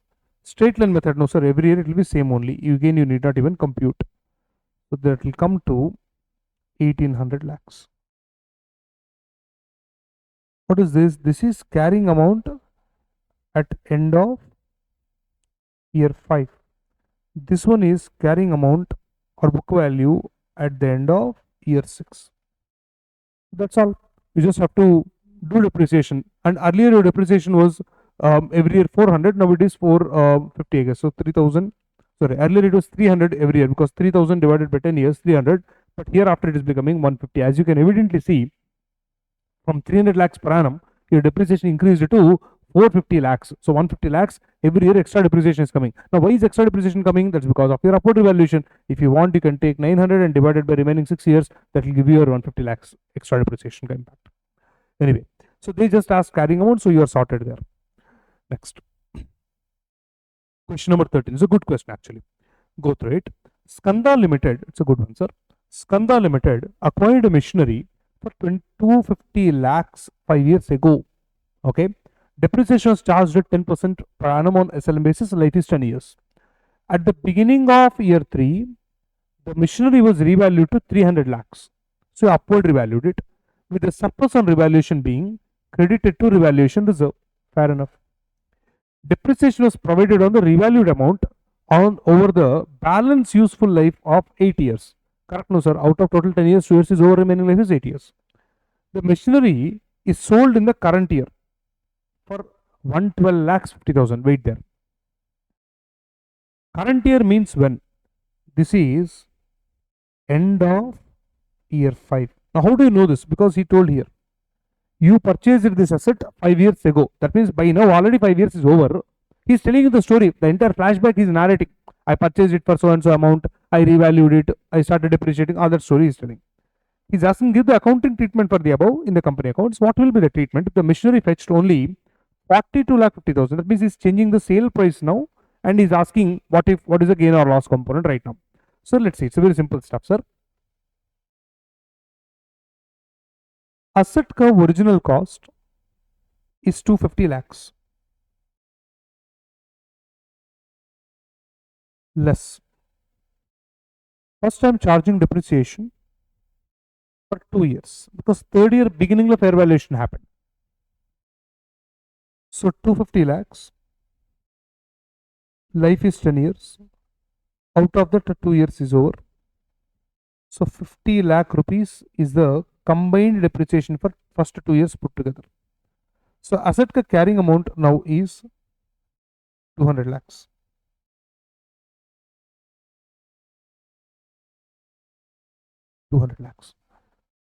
On this date, you fair valued the asset. So revised carrying amount is now 300 lakhs. So the extra component 100 lakhs, whatever is there, this is your revaluation gain, and this is rightly transferred to revaluation reserve also. So asset carrying amount is 300 lakhs. Now we need to sell the asset at the end of 5th year. Okay, so you have to now provide depreciation for another 3 years. Depreciation for 3 years. Another 3 years. Now, this time your carrying amount is 300 lakhs. If there was salvage value, I would have minused it. Okay, salvage value isn't there. When remaining life is 8 years, in that 3 years is elapsed. So 300 lakhs by 8 into 3. So that's 112 lakhs 50,000.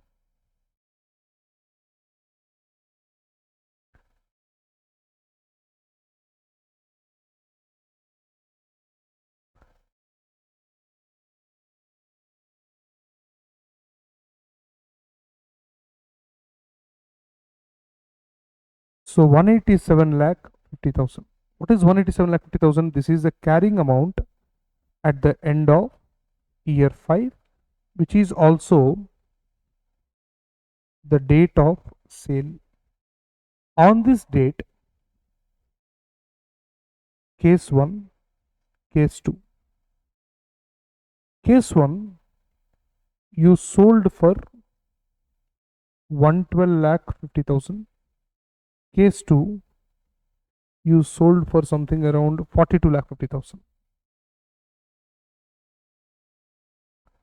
187 lakh 50,000 asset, if you sell it for 112 lakh 50,000, so there is a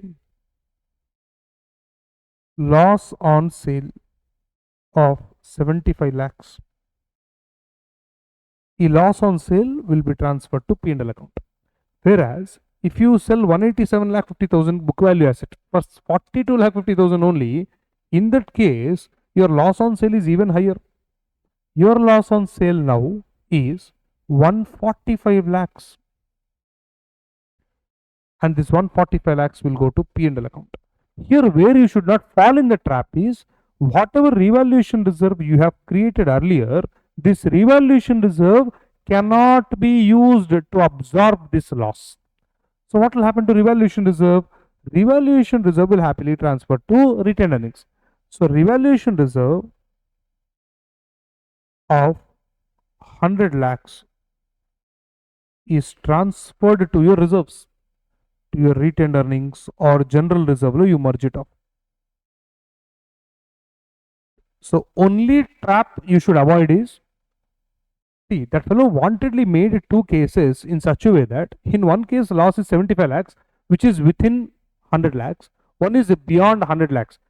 If you are not very clear and comfortable with your conceptual clarity, you may fall into a trap where your entire loss will be adjusted to revaluation surplus. Here, to the extent of 100 lakhs will adjust it to revaluation surplus, remaining 45 lakhs will go to P&L account. So that is wrong, sir. That is correct when then this is a revaluation loss, then the treatment is correct. But this is not a revaluation loss. This is not an unrealized loss. It is pakka realized loss on disposal of PP. This cannot go to revaluation surplus in any circumstance. This got to be debited to your P&L account. That's it. Remember, sir, realized gains will never go, realized losses will never go to revaluation reserve. Revaluation reserve, entire story is unrealized only. When the asset is sold, at that time will kill the revaluation reserve itself. When revaluation reserve itself is dying, why will this fellow go and catch his head, sir? Revaluation reserve also anyway will going to merge. This also will get merged if you transfer to revaluation reserve. This cannot go, so it has to go to only P&L account. So careful with that. So that is about question number 13, sir, which is one good question. Come to question number 14. 14 is a cheap one. Jupiter Limited has an item of plant whose cost is 1 lakh. By the date of revaluation, accumulated depreciation already provided is 55,000. 1 lakh original cost, 55,000 depreciation already provided. So carrying amount is 45,000. The fair value of the asset with reference to transaction similar assets is assessed to be 65,000. He is asking write the journal entry. So basically what is he saying is,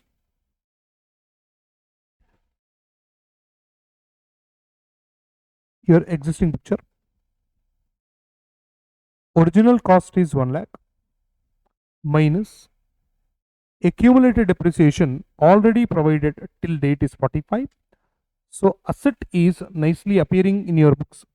That means your present carrying amount is 45,000. Now you have two alternatives how to handle this. What is your desired goal now?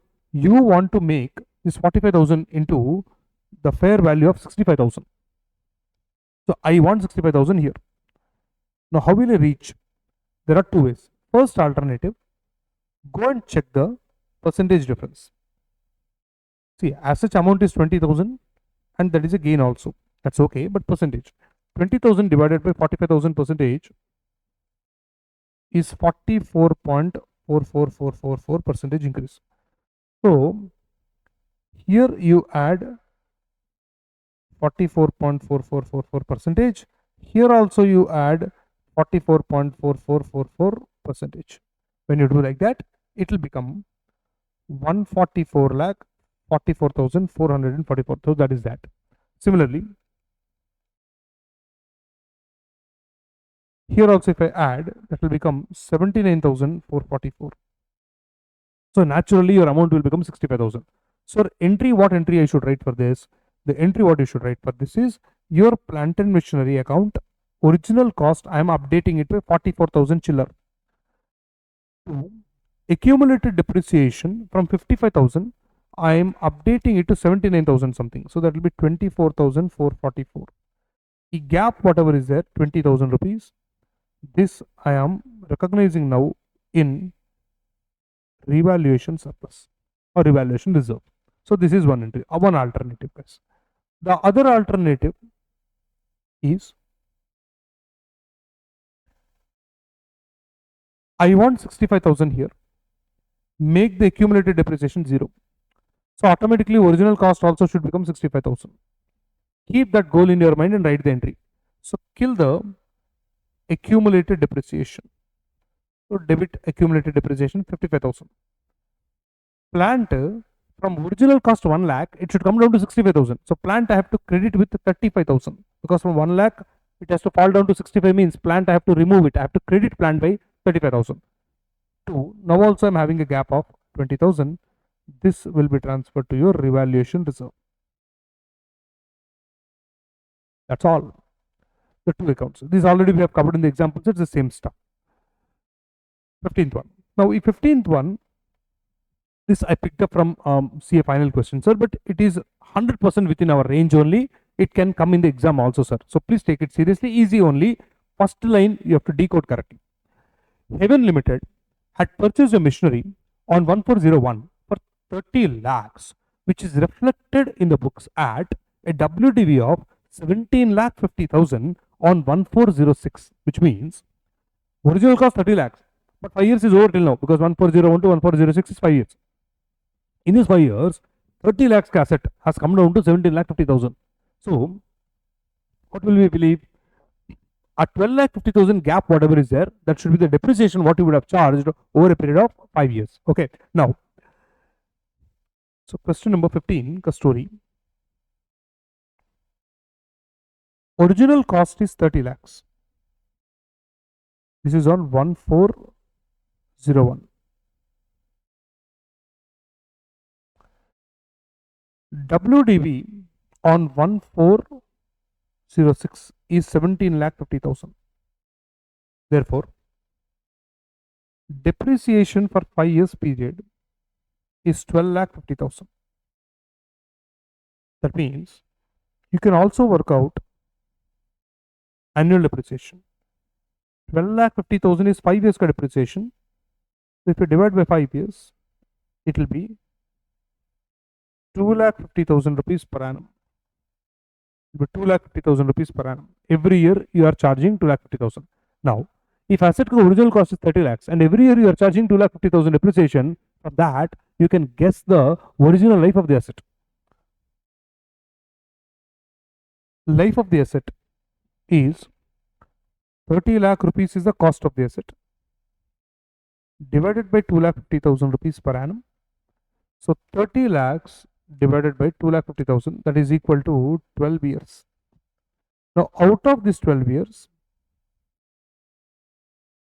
5 years is completed, sir,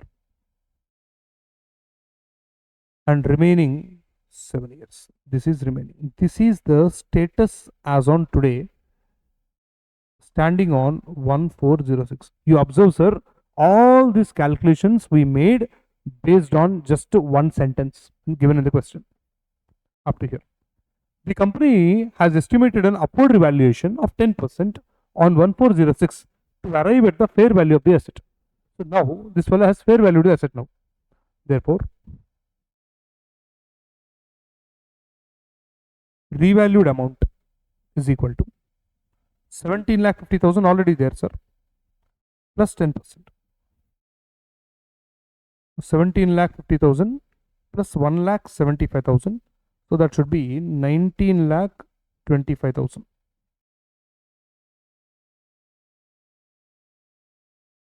So fine, you have upward revalued it. What next? This gain, whatever is there, this will be transferred to your revaluation reserve. Entries and all, I'm not writing, sir. It's very pretty straightforward. Okay. Now, Heaven Limited availed the option given by Ind AS of transferring some of the surplus as the asset is used by an enterprise. Now you see, sir, the option is there in AS also. No? AS 10 also this option is there. As you use the asset every year, if you want, you can transfer some portion of your revaluation surplus to retained earnings. Now, how much portion can you transfer like that? To the extent of additional depreciation. Now, depreciation hereafter is equal to 19,25,000 divided by remaining 7 years. So it will be 2,75,000 rupees per annum. Therefore, increase in depreciation due to upward revaluation, because hereafter your depreciation will be 275, but till now you are charging a depreciation of 250. So every year your depreciation impact in P&L account is increasing by 25,000, and this fellow has selected the option of transferring some 25,000 rupees amount from revaluation surplus to retained earnings every year or general reserve every year. So also will be transferred from where to where? From your revaluation surplus or revaluation reserve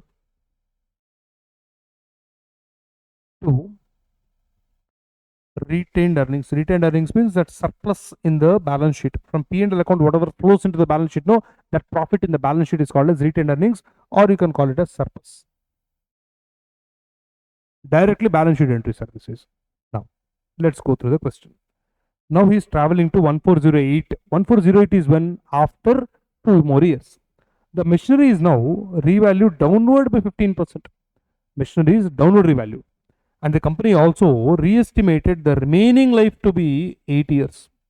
Actually, on the last evaluation date, it was 7. Now 2 years is over. So remaining life should be 5. This fellow says, no. Hereafter asset will function for another 8 more years. So let's go to the position first. So on 1408, there is a downward revaluation. Okay. Before we identify the downward revaluation, the treatment and all, first, what is my position? Because after the last revaluation, my position is like this, sir. My balance sheet at the end of year 5, or rather I can say year 5, or you can say beginning of year 6, both are same only. Your plant is appearing at 19,25,000, and you have a revaluation reserve of 1,75,000. This is position on 1406. Today 1408. Now today what is the position? You should have full control, sir. If you do not have control on your carrying amounts, you will definitely make a mess of the question. So I am standing on balance sheet on 1408. Now first I want to know what is my plant ka balance. It was 1925, 2 years ago. What you did, you provided depreciations. How much depreciation? What is the latest amount of depreciation? 2,75,000 into 2 years. So 275,000 into 2, 5,50,000. So asset ka carrying amount now is 13,75,000. So this is the assets carrying amount right now. Then coming to my revaluation reserve. Even though originally I recognized 175, in the last 2 years, I would have transferred 25,000 from a revaluation reserve to retained earnings. So now this balance is only 1,25,000. This is my existing position, sir. Now that fellow says the asset is revalued now. So revalued amount of your plant and machinery is 13,75,000, or revaluation loss, I'll write. Revaluation loss. How much is it falling down by? 15% into 15%. 1375,000 into 15% is 206,250 rupees loss, sir. Observe closely, this is a revaluation loss, but this is not a first time loss. This is subsequent loss. Earlier what I got, I got a gain. That gain I transferred to revaluation reserve. From revaluation reserve, again some amount is transferred to some other general reserve or retained earnings. So 206,250 ka treatment is, to the extent available in revaluation surplus, knock it off. So adjust to revaluation reserve. How much is available in revaluation reserve? 125,000. Kill it off. Remaining whatever is there, which is 81,250, I guess. Correct. This will be debited to your P&L account. This will be debited to your revaluation reserve. The moment you write this entry, what will happen? Your asset balance will now change, officer. In the balance sheet, your plant and machinery is now, which was appearing at 13,75,000. From that, you are removing an amount of 206,250.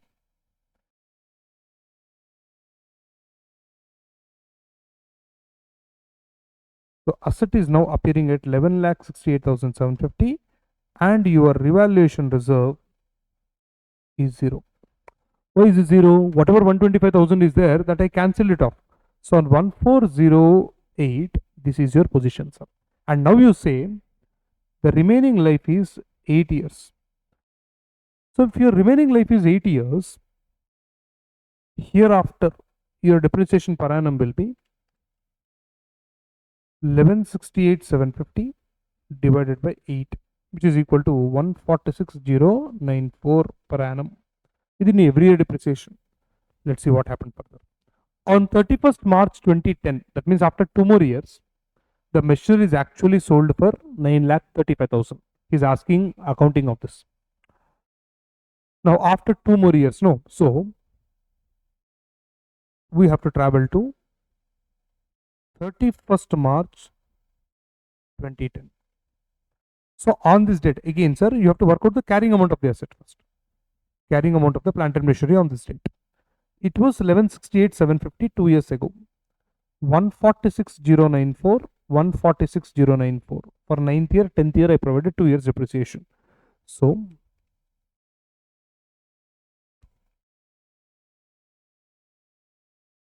$8,76,562. This is the carrying amount of the plant. This is now sold for 9,35,000.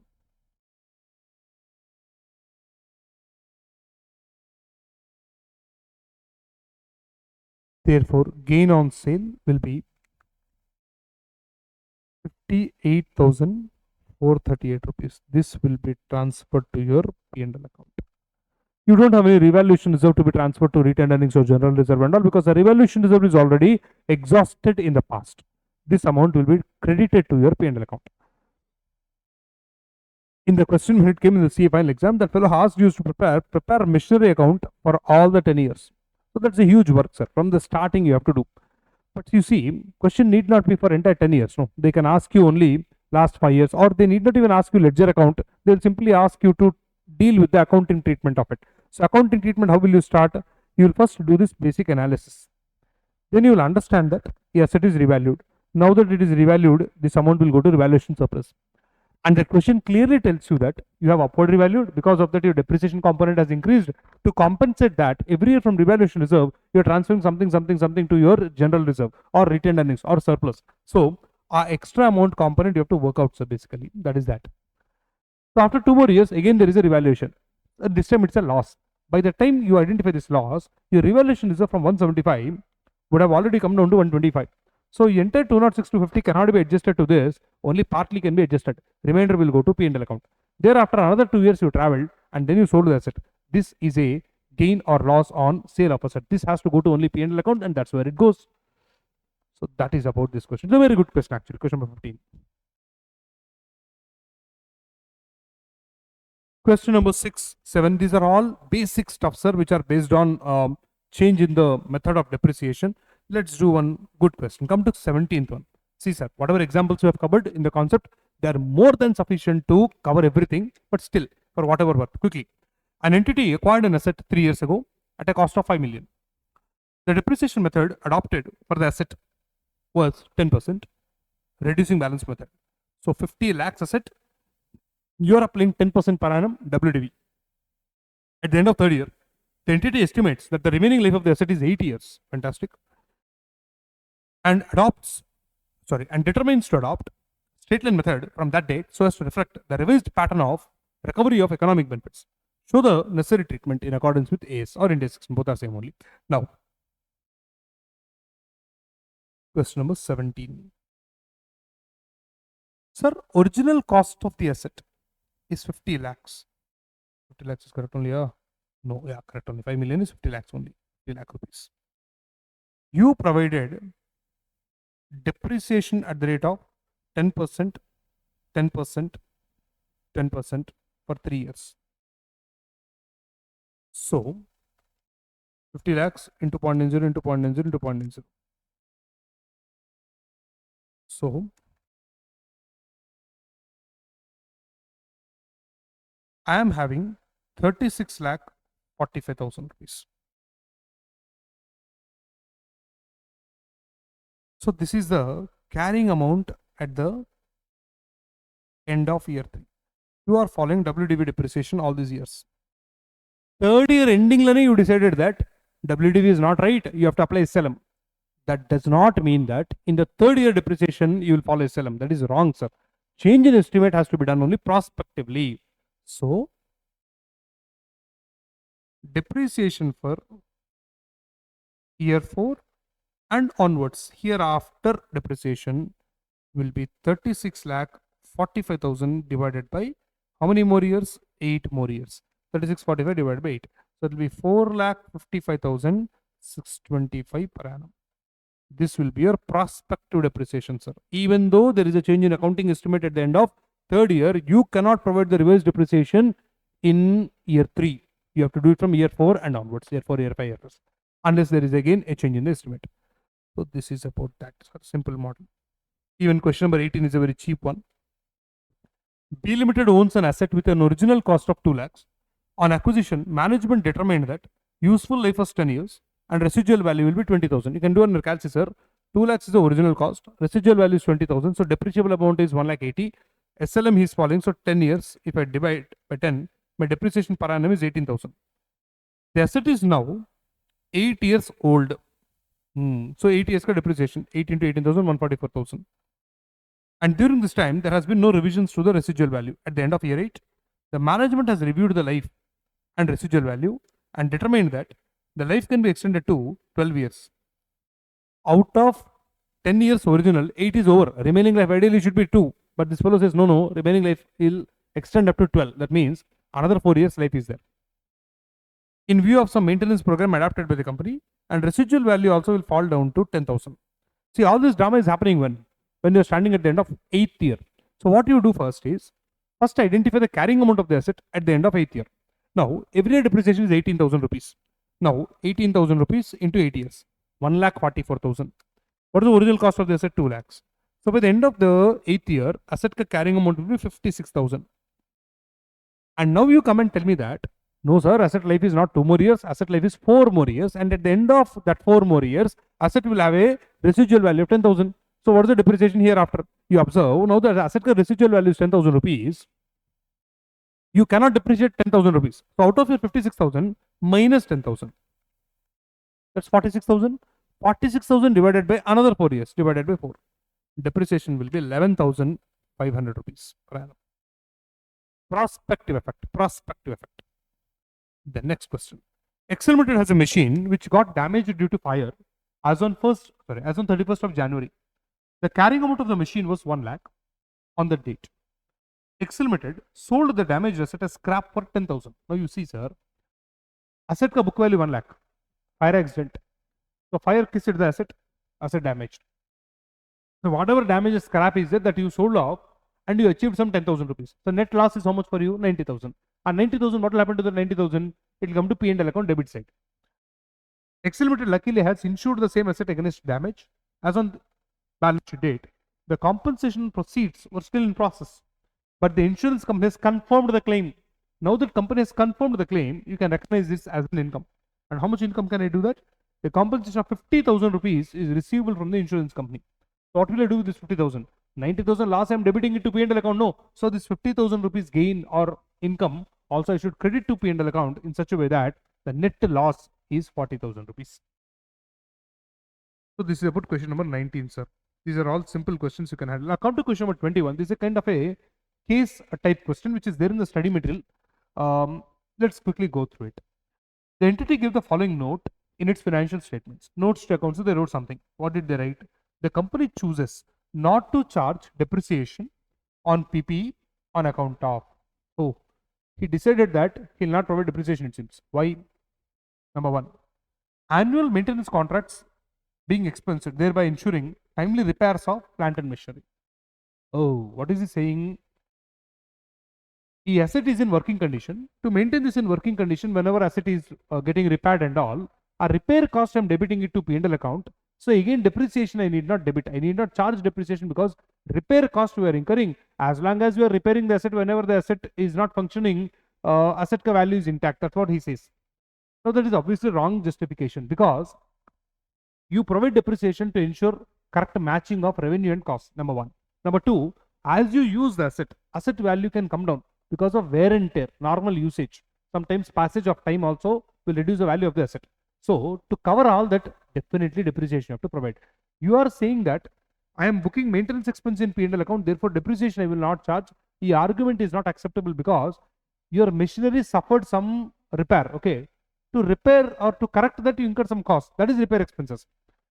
But what about the remaining period you are using the asset now? Because of that usage, there will be a wear and tear in the asset. So to compensate that wear and tear, you have to provide depreciation.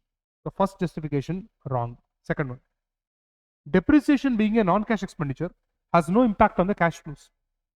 Accordingly, it is not necessary to depreciate an asset when repair and maintenance charges are expensed in the statement of P&L account. Oh, what is he saying? Well, depreciation is a non-cash item. No, I'm not spending anything for depreciation.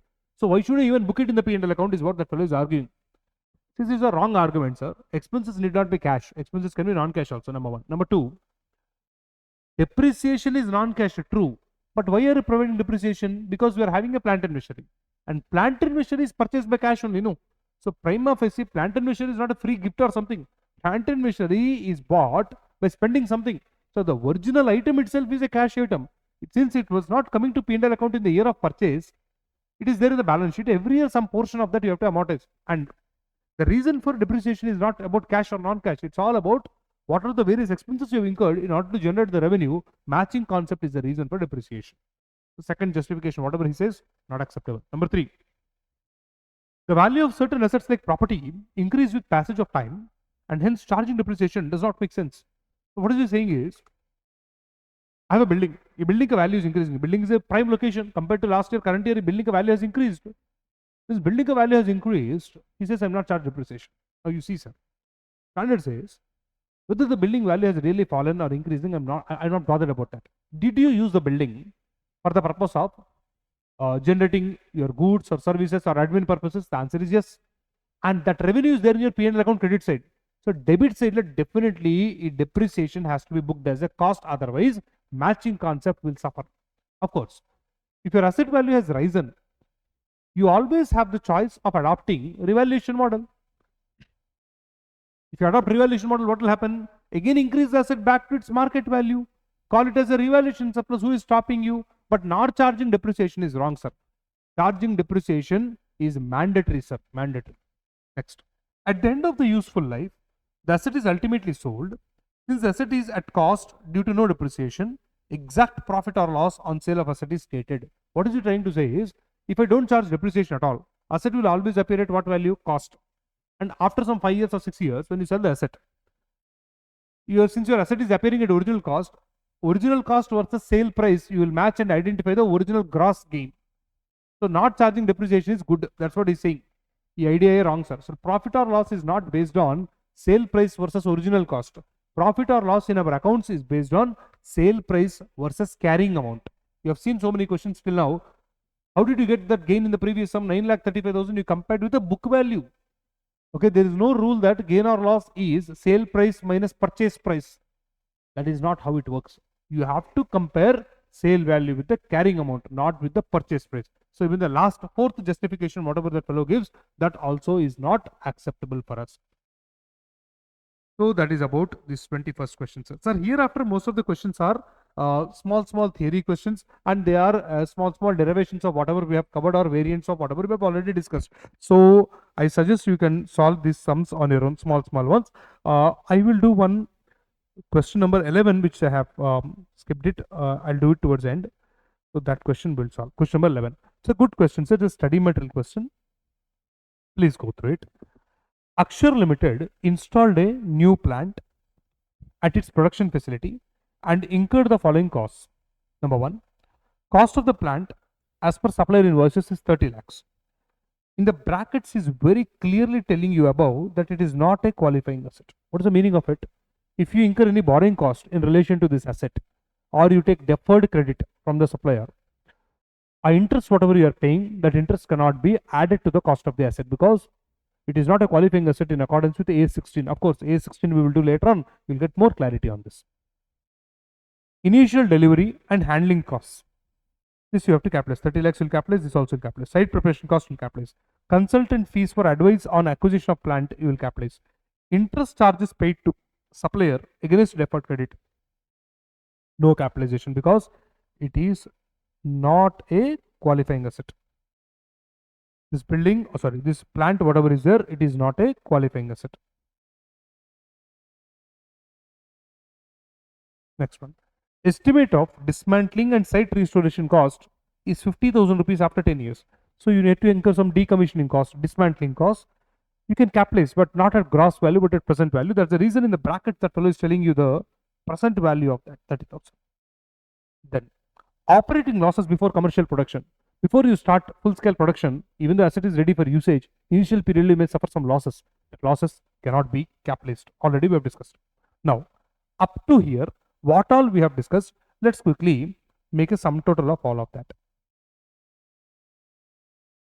Question number 11. So we were talking about purchase price. This will capitalize. Then there is something called as site preparation cost that will capitalize. Delivery and handling charges are there.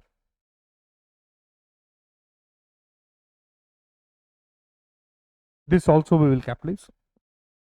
Consultant fees, technical supervision charges will capitalize that as well. Interest charges you cannot capitalize. PV of decommissioning cost you can capitalize. So purchase price is 30 lakhs. Site preparation cost is 2 lakhs. Delivery and handling charges is 1 lakh. Technical supervision is how much? On acquisition of plant, okay, 50,000. Decommissioning cost is 30,000. So based on what we have studied till now, our position is 32, 33, 33 lakhs and 80,000. So guys, this is the position till now, sir. Okay, let's see. The company identified motors installed in the plant as a separate component. Okay, and a cost of 5 lakh rupees out of the purchase price and other costs were allocated to them proportionately. Please underline this, is a very, very important point. What is he trying to say is, what you purchase is a plant. In this plant, there is a motor. A motor ka cost is 5 lakh rupees out of this 30 lakhs. Out of this 30 lakhs, motor ka cost is 5 lakhs. Now, but plant you are capitalizing not at 30 lakhs. No, you are adding all these other items also. When you are adding all these other items, out of these, something belongs to even motor also. No. So, what is this trying to say? Out of this 30 lakhs, 5 lakhs is motor. Out of all this also proportionately include everything into motor also, proportionately, not fully. So how will I know all that? Simple, sir.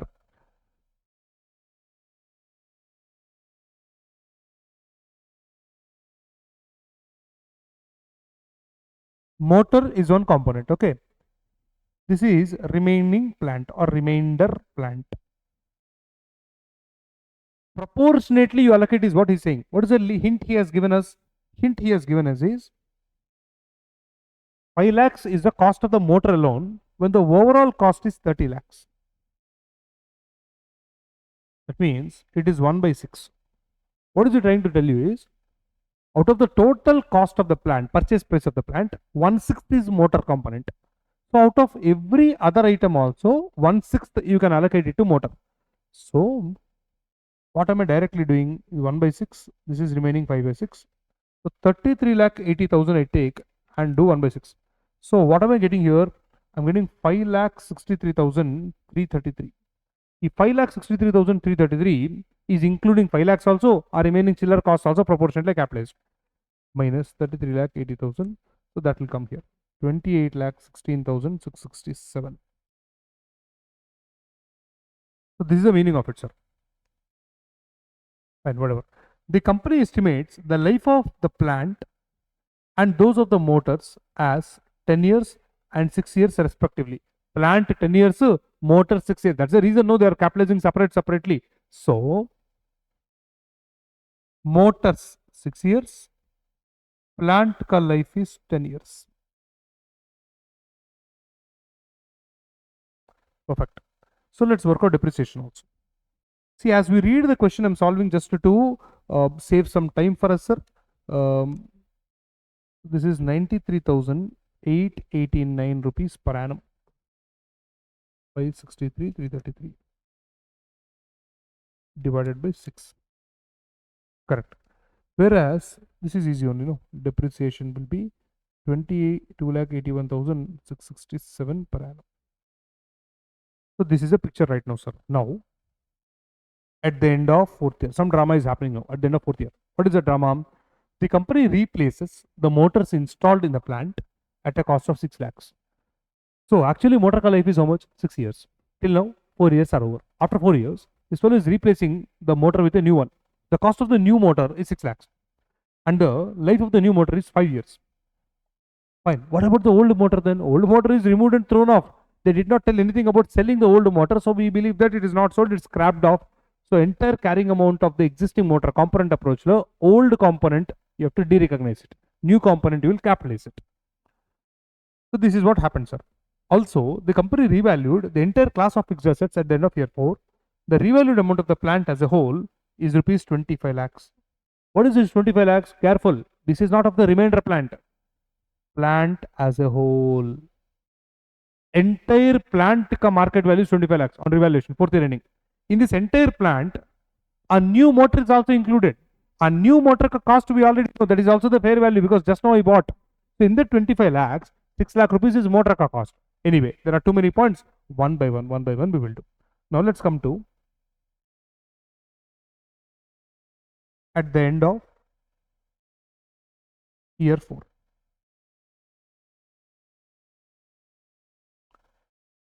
So carrying amount of motor component 563,333 minus 93,889 per annum into 4 years. So 93,889 into 4 minus plus 563,333. That's 1,87,777. This is carrying amount of the motor, existing motor. Carrying amount of remainder plant.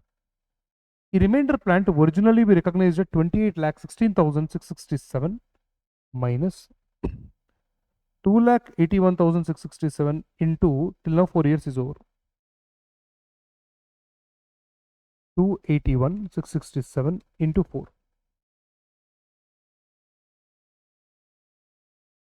That will be 16,89,999, or we can write 16,90,000 by chiller. The total carrying amount of the plant in the balance sheet, sir. 16,90,000 plus 187,777, which is 18,77,777. So to this add cost of new motor, which is capitalized. What's the cost of new motor given? 6 lakh rupees capitalized. Then derecognize carrying amount of your existing motor. How much is that? 1,87,777. Remove this. So if you do like this now, 18,77,777 plus 6 lakhs minus 187,777, 22,90,000 rupees. This is carrying amount of the plant before revaluation. Okay, now just for your understanding, sir, I'm doing one small thing. In this, the motor new component is there, whose value 6 lakhs.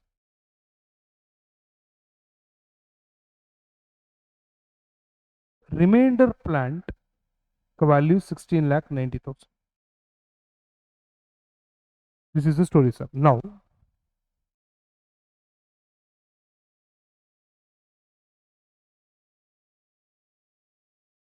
the plant is revalued to rupees 25 lakhs. This is overall plant, sir. Now understand, in this overall plant, motor is also there, and that bloody motor is new. So motor ka value is 6 lakhs. In that there is no gain, because carrying amount is 6 lakhs. In 25 lakhs, today's fair value only, just now only I bought. So 6 lakhs is there, which means the remaining 19 lakhs, whatever is there, this is fair value of remainder plant. Therefore, you are having revaluation surplus also, 2,10,000. 19 lakhs fair value minus 16,90,000 book value. Now observe closely, guys. If I really want this amount, I need not do so much of drama. 20 to 90 book value, 25 lakhs market value, straight take the difference, 2,10,000 will come. Now why I have to present this and this like this is just to prove that 2,10,000 rupees is related only to remaining plant and not to motor. The new ones are already appearing at market value only, just only I bought now. So 2,10,000 gain, whatever is there, that does not belong to motor, that belongs only to remaining plant. So we are still standing at the end of year 4, sir. Then he says, at the end of year 8, the company decides to retire the plant from the active usage and also dispose of the plant as a whole for 6 lakh rupees. So ultimately, plant is sold off, sir, when at the end of 8th year. So first, you have to go till the end of 8th year, no? That means what? Another 4 years ka depreciation you have to provide. So here only we'll write this also, sir. It will be easy for us. The life of this is given as 5 years. The life of this is remaining 6 years. Because the plant ka original life was 10 years, sir. Out of that 4 years is over. So another 6 years is there. In the new motor, its life is 5 years. So depreciation will be here 1,20,000 rupees per annum hereafter. Whereas here 19 lakh rupees divided by 6. So here depreciation will be 3,16,667 per annum. Now let's come to at the end of year 8. At the end of year 8, motor and who is the other fellow? Remainder plant.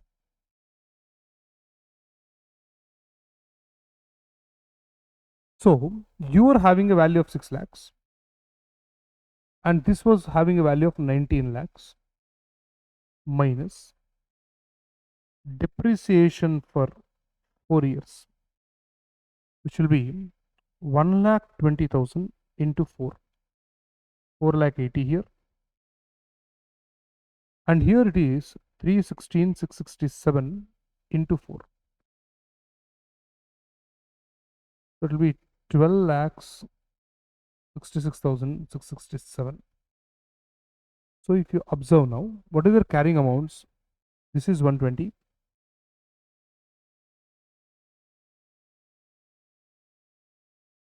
This is 6,33,333.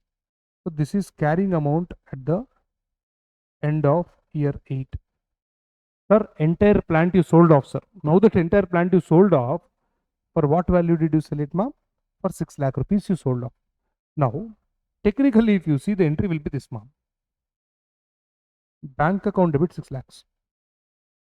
I have to kill the motor whose book value is 120. So guys, you can see here 6 lakh rupees money, motor, remainder plant. If I derecognize, there is a loss of 1,53,333. This will be debited to your P&L account. Now, as such, this is the answer, sir. This is the final answer. But since study material has solved it in a little extra step, I am also trying to do. Now, what they have done is sale value of rupees 6 lakhs. They have allocated the 6 lakhs, some portion to motor, some portion to remainder plant. In what ratio? In their carrying amount ratio. In the ratio of 1,20,000 is to 6,33,333, which means 633,333 plus 1,20,000, which is equal to 753,333 by equal to into 6 lakhs into 1,20,000. So they have allocated 95,575 here, 6 lakh rupees remaining 5,04,425 here. So they have allocated the selling price like this and identified individual gain or loss. So therefore loss is equal to 1,20,000 minus 95,575. That's 24,475, and here it is 633,333 minus 504,425. Here also loss only 128,908. Combine these losses and see. It will be 153,383.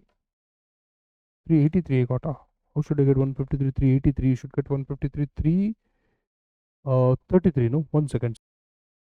Yeah. I'm checking. Wait a moment, sir. Here a small mistake I wrote. It's 24,425. Yeah. Now, if you see, it's 1,53,333 total loss. This total loss will come to P&L account. See, what I don't see any point is when any asset is sold off, when any asset will be derecognized, it's sufficient if you go and record an entry like this. You are done by doing this, sir. You write this entry, both the accounts will be closed. Your gain, whatever loss, whatever is there, that will travel to your P&L account. There is no point of you allocating sale price to individual components. But of course, because there are two asset components maintained separately, maybe they have allocated like this. But it's okay. Whether you do it individually like this sale price allocation or combinedly write this entry and close it off, anyway, it's the same thing. Now, guys, with that we are done with this question number 11, sir. And then he is also asking, you are required to explain how the above transaction will be recorded. That's okay. There is no change in the dismantling and site restoration liability to the period of usage. So guys, with that we are pretty much covered with all the concepts relating to accounting standard 10. Now there is a small concept, sir, on that specifically questions are not there, but if suddenly a new question is framed and all, you should not be at risk. So another 5 minutes, please listen to it. Sir, imagine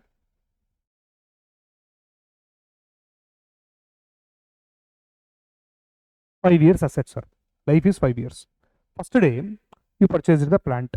You wrote entry plant account debit to bank, some amount. I'm not interested in the amount. Now, for this asset, at the end of its life, you have to incur decommissioning expenses of, let us say, 1 lakh rupees. So what you did, 1 lakh of present value you discounted. So PV of decommissioning costs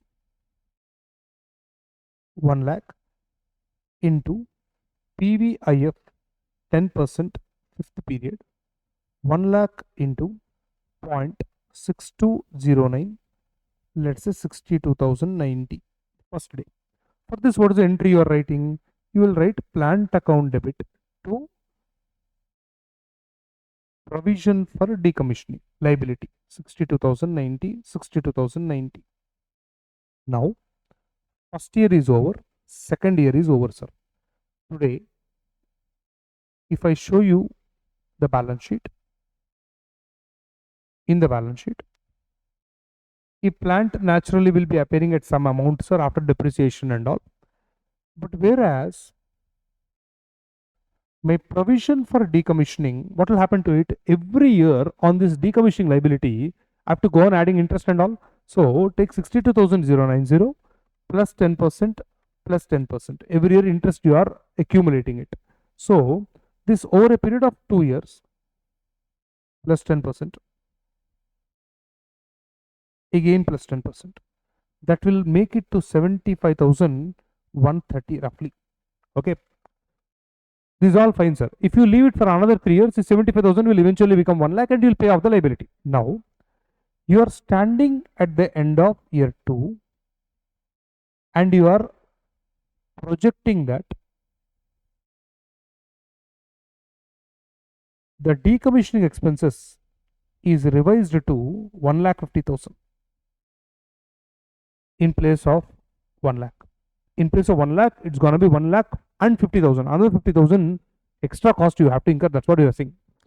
Now you observe, sir. The entire goal of this accounting is what? The account should eventually become 1 lakh. But because of the change, it should now reach not 1 lakh, it should become 1,50,000. That means today I should have 1,50,000 ka present value and 75,130 is what? Present value of 1 lakh. Even if I do unwinding of discount for another 2 years, it won't become 1,50,000, it will become only 1 lakh. So I want it to become 1,50,000. So what should I do? You have to increase the liability also today. So by how much? That's a simple thing, sir. If 1,50,000, if you discount it back to today, wherever you are standing, third year or second year ending, which is 3 years from the date of disposal or date of decommissioning. So what is the liability value I should have? 1,50,000 into PVIF 10% third year. So 1,50,000 into third year PV factor is 0.75131. So 1,50,000 into 0.75131 is 1 lakh. So it means I should have 1,12,697. This is what I should have. So I have to increase the liability now. Further increase in the liability is by how much? Minus 75,130. So I need to update it by 37,567 rupees. I have to increase. So if liability future cost is going to increase, today liability ka book value also has to be updated. Now if I ask you to write a journal entry for this, leave the maths part apart. Maths is easy only, sir. Futurely it's increasing by 50,000. 50,000 ka present value is 37,000. 37,000 you have to increase the liability. So what is the entry you are writing for this? You have to increase the liability. So provision for decommissioning liability 37,567 you have to increase. The question is, where will you debit it? See, there is an increase in liability, bad news, okay, but where will you debit it? So immediately answer should come. Sir, what is there? First law, we have recognized this liability by debiting it to plant. Now also go and debit it to plant only. Fair enough. Answer is correct only, but only partly correct or conditionally correct. 37,567. The answer is correct, sir. Liability increases, increase the value of the plant. Liability decreases, decrease the value of the plant. Go and attack to the asset cost itself. Correct answer. When, if PP is maintained at cost model, this is correct. Increase in liability, add it to the cost of the asset. Decrease in liability, reduce it from the cost of the asset. When, if PP is maintained at a cost model. But if PP is maintained at revaluation model. What is the meaning of maintaining a revaluation model? Every year or frequently you revalue the asset. You will always ensure that your asset will appearing at fair value or a value near to fair value, correct? That means the asset is appearing at fair value now. When asset is already appearing at fair value, if you go and write this entry, what will happen? You are increasing the fair value by another 37,567. So for example, if the market value of the asset, let's say, is 80,000 rupees under revaluation model, if you go and write this entry, what will happen? 80,000 will go to 80,000 plus 37,000, some 1,17,000 it will go up. 1,70,000 is not the fair value of the asset, no, that's wrong. So you cannot touch the asset account, because if you touch the asset account, either increase or decrease the asset will no more represent the fair value. So entire purpose of revaluation model is lost. So in this case, what you should do is, there is no option for this, okay, you have to definitely increase this. Provision for decommission, 37,567. Now debit, where will I give? I cannot touch plant account because plant is appearing at fair value. You can't touch. If you touch that, it will no more represent fair value. The objective of revaluation model is lost now. So what should I do? Simple thing. Ask like this. Increase in liability, good news or bad news? Bad news. It's a loss for us. Treat it like a revaluation loss. Treat it like a revaluation loss. So revaluation loss ka treatment is what? Now revaluation loss ka treatment depends on whether it is first time revaluation or in the past you revalued and you already have a revaluation surplus, earlier loss, now also loss. It depends on that. So accordingly you will proceed. The revaluation reserve will be transferred to, if you are having revaluation reserve already, adjust there. If you don't have, here, that is your P&L account. P&L account you throw, depends on that. Sir, what if my liability did not increase but liability decreased? In that case, revaluation gain, what is there? If there is a decrease in provision for decommissioning, then your entry will be provision for decommissioning liability account debit to PP itself, when if it is maintained under cost model. If it is maintained under revaluation model, then also liability is decreasing. There is no option. You have to reduce it. So reducing the liability means debit the liability to. You can't touch PP because PP is already appearing at perfect fair value. Don't touch PP. But decrease in liability is a good news. Treat this as a revaluation gain. Again, see, is it first time revaluation or subsequent revaluation? Depending on that, a revaluation gain treatment will be there. So guys, with this, we have 100% covered all the concepts of AS tensor. Completely PP is done. Now, in the questions part, there is one last which I will discuss it after covering accounting standard 16, which is borrowing cost. Now also we can do, sir, it's a good question only, but we will do it after doing borrowing standard. See, this much big question ka chance is little less, but e question advantage is, sir, if you solve this question, all the concepts whatever we have discussed, that will be intact with you. Okay, so guys, I'm signing off today. We'll see you in the next class. Thank you so much, guys.